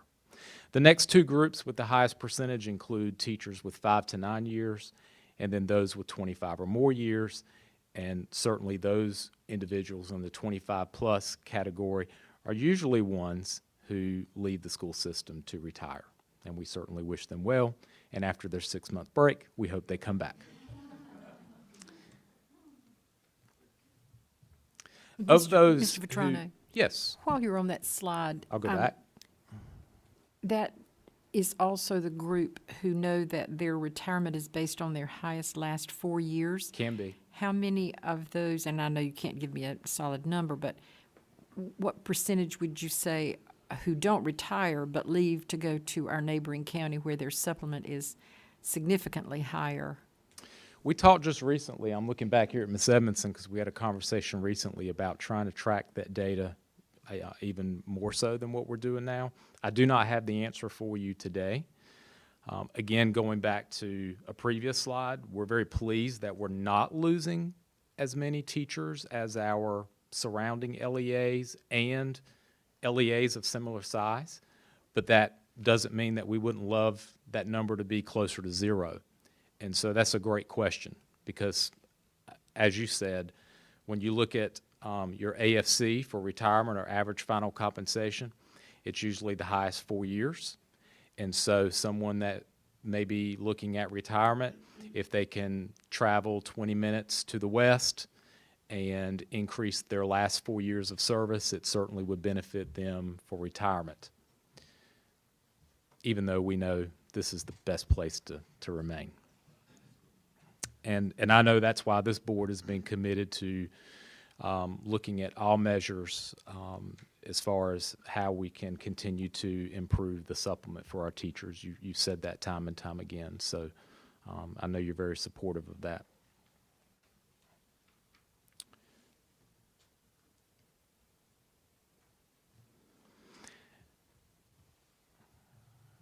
So this next slide, you can look and see that approximately 16% of those who left are coded as other reasons. That simply means the employee did not state the reason for resigning. 19%, about 19% are in the beyond control of the LEA. That means they retired. Unfortunately, it could mean that they have deceased or passed, or maybe their contract ended. They were an interim, or they were with visiting international faculty. Approximately 1% are considered initiated by the LEA. That could mean dismissed, non-renewed, also did not maintain their licensure. It could mean that as well. There are many licensure requirements, as you know, that have to be met today, and some, they have a very small window of time in which they have to meet those licensure requirements. And sometimes, in spite of all of our efforts in working with them, there are a few who are unable to meet those licensure requirements. And then about 63% left for personal reasons. This could be family responsibility. It could be that they've just had a child, children, they've adopted, they want to stay home. They could have left to continue their education, relocate, as we talked about earlier, teach in another LEA, charter school. Could be for health reasons, or it could be for a career change. So that personal reasons category is very broad, and I think that's why you see that that's the highest one. But when you look at the 3-year comparison, which we wanted to show you, we're not seeing any significant differences. There are a few, but not significant. And so we do look at that, because if we began to see significant differences in that, we would just want to know if there are steps we can take. So in summary, before I go to the next slide, there are a few things that I pointed out, but I just want to make sure that you're aware of. Our attrition rate is less than the state and all neighboring counties and all counties of similar size. We're very proud of that, and we hope that that continues. But as you know, when you look at data, especially year to year very closely, it can fluctuate. Sometimes it can go up and sometimes it can go down, but our 3-year trend right now seems to be going down for teacher attrition, and that's a good direction to go in, so we hope that that continues. And we're pleased with our recoupment rate. Again, that's the bar we want to be higher. We are attracting others from other LEAs, and we hope that that continues to increase as well. This last slide, this is the number of vacancies in the state on day 40 from 2017-18 to this school year. And you can see that the hardest to fill areas continue to be core areas in grades K-5. It's hard to, several years ago, I'm not sure many of us would have said that kindergarten through 5th grade would be a hard to fill area. When I came here in '97 to this district as a teacher, there were tons of us who were coming, and I was so happy to get the offer that I received, because part of me was thinking there are just so many elementary teachers coming here, I may not get an offer. And now we're out there looking for them. So it has certainly changed. EC continues to be a hard to fill area, math, science, and CTE as well. And again, this is not just Johnston County. This is statewide. These are the challenges for our state, and I would say nation as well. So it's important that we continue to do what we can to position ourselves well, to be able to recruit, and not only recruit, but to develop and retain our quality employees. Again, this is just information. but I'll be glad to answer any questions that you may have. Mr. Vetrano, this slide right here, I think it's, you know, the core K-5 looks like we've gone up tremendously. And that's a state number. State number, okay. Correct. But just in Johnston County, my wife was a kindergarten teacher for many, many years. Now she's at the middle school. But what I hear from her and other teachers that have making that leap of faith from elementary to middle, it's the testing and everything else that they have to do on a daily basis, and they cannot do what they were taught to do in college and what their passion is, and that's teach. There are too many tests, too many things going on a daily basis that they have to perform that they cannot really teach at that level, and that's what I hear all over the county.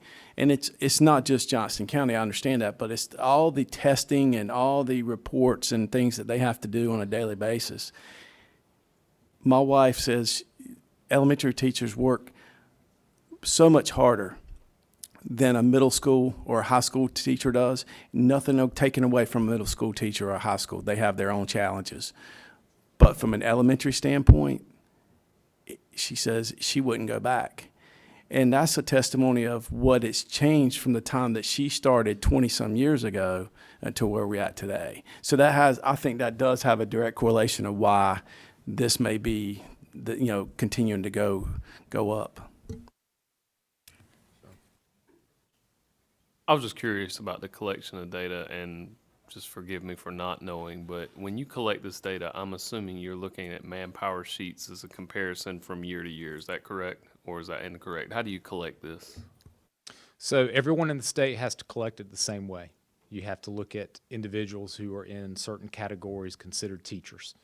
And so you basically look at who's employed in your district from 1 year, and are those same individuals there and or not there. And then that data is submitted to the state for them to approve or not approve. When is that data collected? Is it collected in March, or when is it collected? Well, this is a great opportunity for me to thank Linda Edmondson, who is behind me, because Linda's actually the person on the team who gathers this information and sends it to the state on our behalf. And so Linda, it's typically each year when they're asking for this data. Do you know that right offhand? It's usually late April or early May when they send it with a request. But what they do is they have a spreadsheet that they send us of all of our employees in the district, as well as those that have left.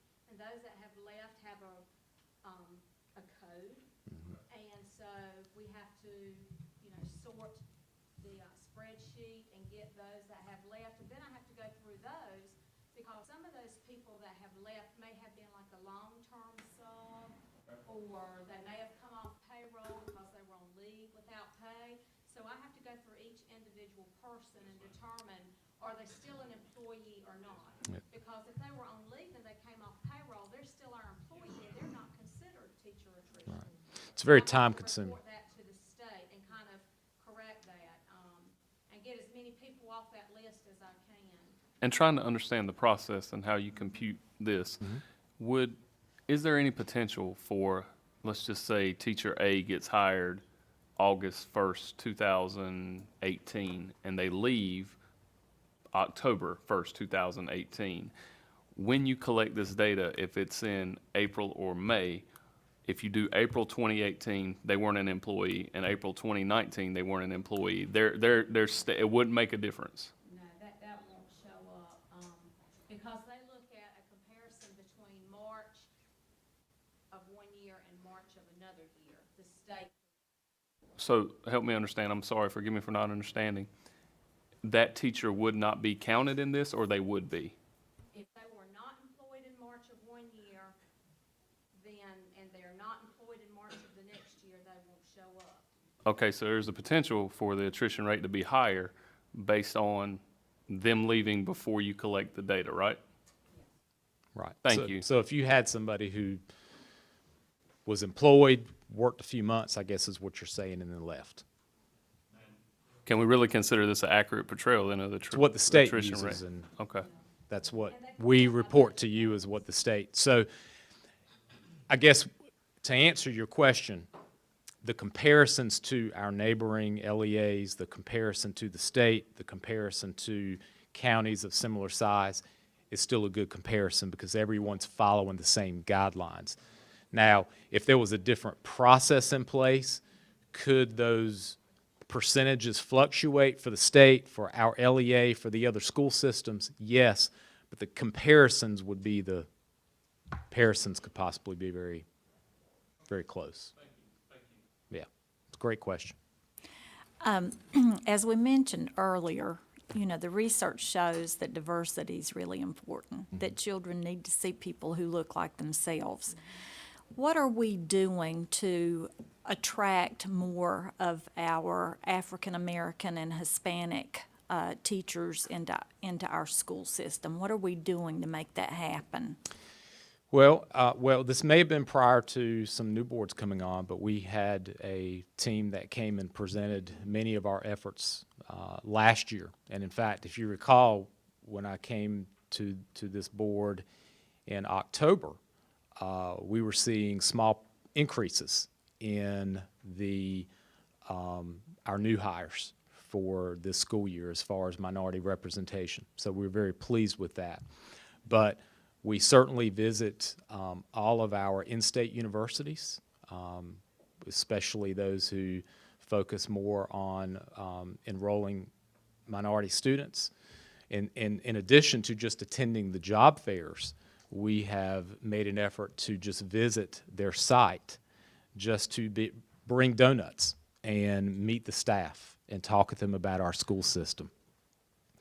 Our team has personalized the process much more than what it used to be. What I mean by that is that they're sending emails and thank you cards to all of those we meet. For those we employ, we're sending thank you cards to them. You may not know this, a few months into the school year, thanking them for choosing us and asking them that we would hope that they would stay.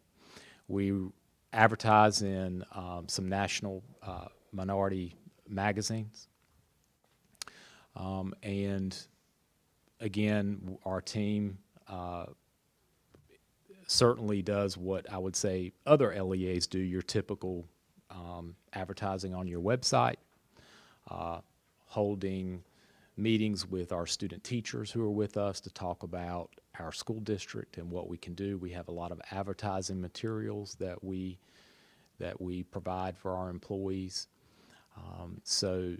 But again, going back to specifically minority representation in our school system with regard to our teachers and other individuals, we do focus heavily on trying to visit and communicate closely, especially with our in-state universities who historically have focused on recruiting minority students to their universities.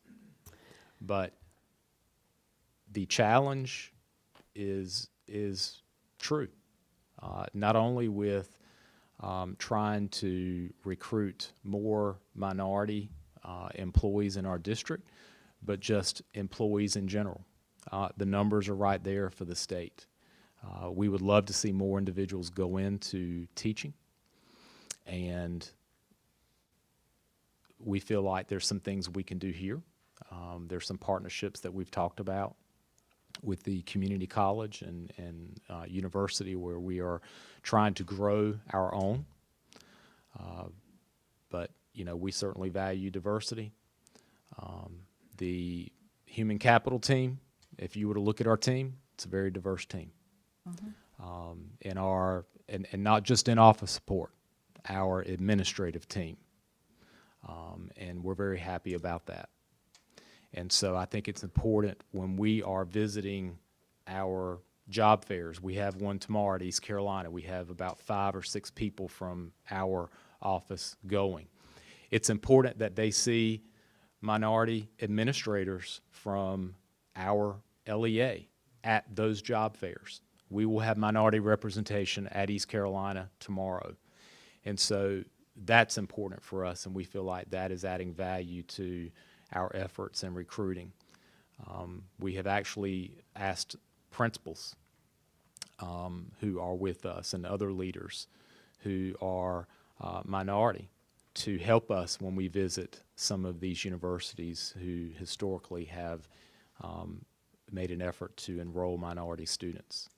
Because just as you talked about in the classroom, it's important for a teacher to see a person who may look like them and they may relate better with. It's important at our job fairs to put individuals in place as leaders from our school system and as administrators to talk with those candidates to help them to see that Johnston County Public Schools is a place that we value all individuals and especially our minority leaders because they're seeing a person who was promoted themselves and as they're now recruiting other individuals.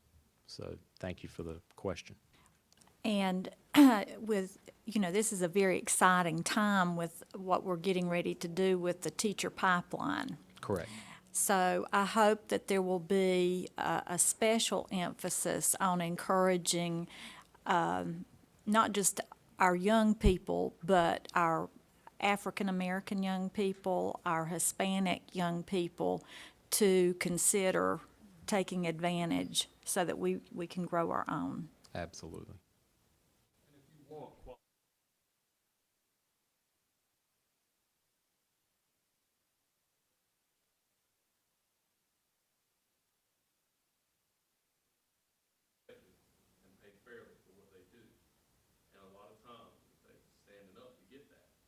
However, we do have to compete with Wake County, and I think the best thing this board could do is continue to push for a supplement increase and make the hard job rewarded. And, it means something as a government employee when it's up for you. How you doing, Mr. Nixon? And it's a tough time sometimes. And so standing up to these employees and being their voice is a very important thing, and advocating for teacher pay, because at the bottom line, everyone wants respect, everyone wants to be treated fairly, and everyone wants to be paid for what they do. And that's a universal truth. And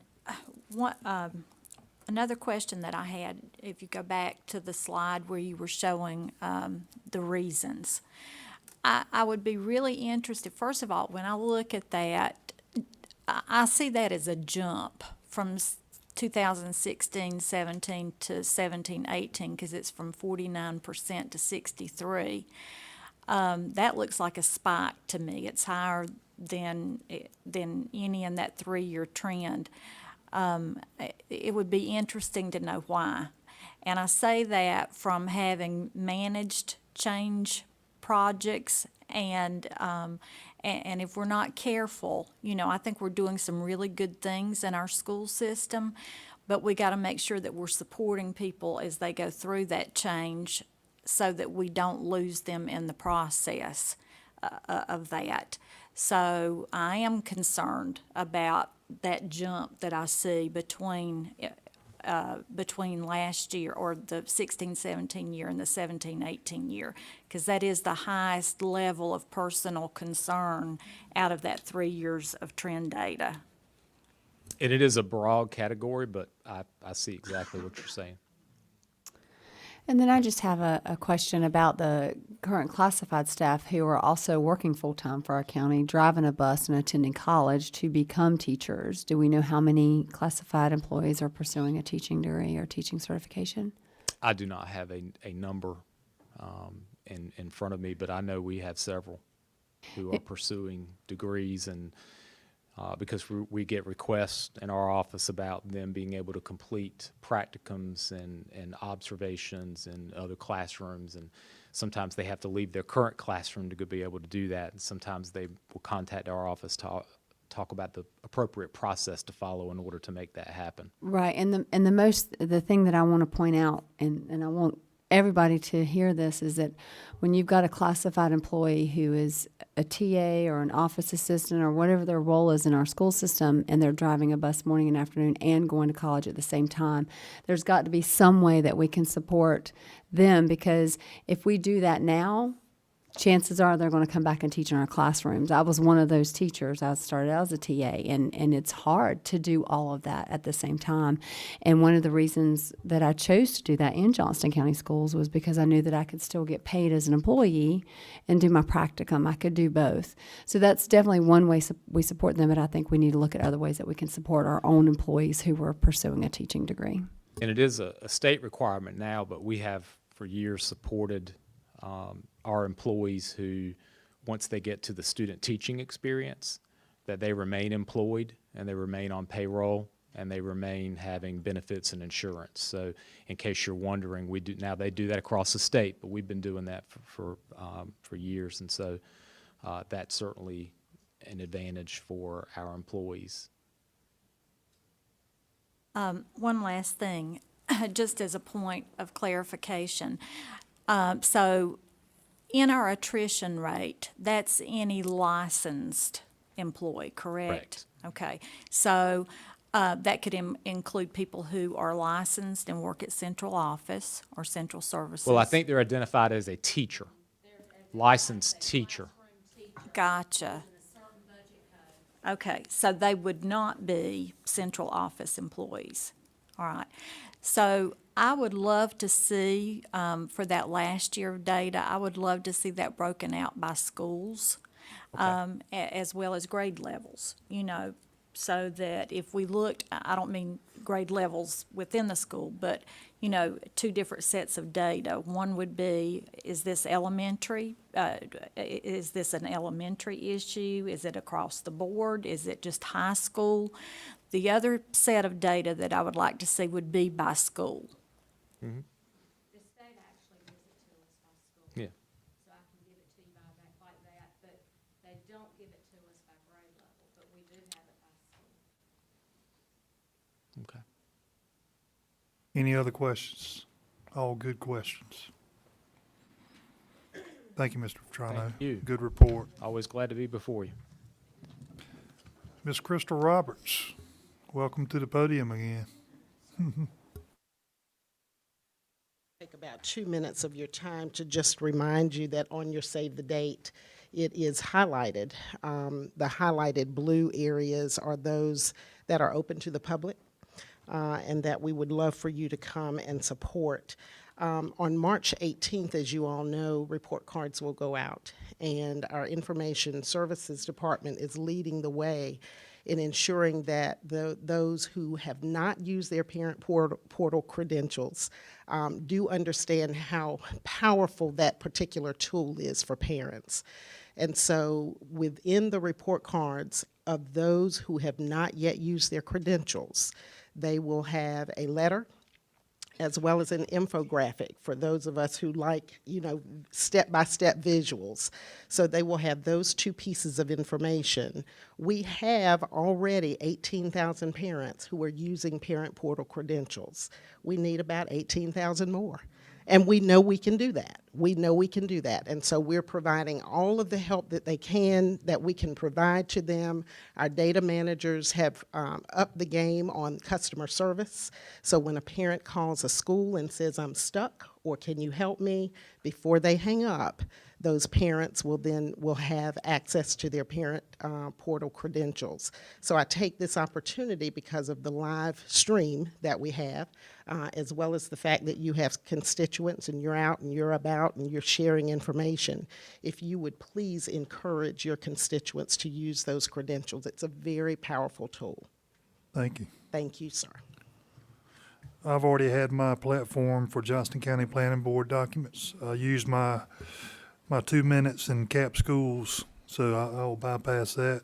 I would, before I give it to Dr. Renfro to go into closed session, I wanted to welcome and appreciate all the guests that endured a long meeting, and this boardroom is your boardroom. You're always welcome to this boardroom anytime, and we appreciate your presence and feedback and I appreciate you coming today. Dr. Renfro. Mr. Chairman, at this time I ask that we enter into executive session for the purpose of consulting with the board attorney and to discuss personnel items in accordance to North Carolina General Statutes 115C-319 and 143.318.11 subsections A1 and A3. Entertain a motion. Ron and Tracy Zukowski, and all in favor? All opposed? Motion carries 7-0. 5-minute break.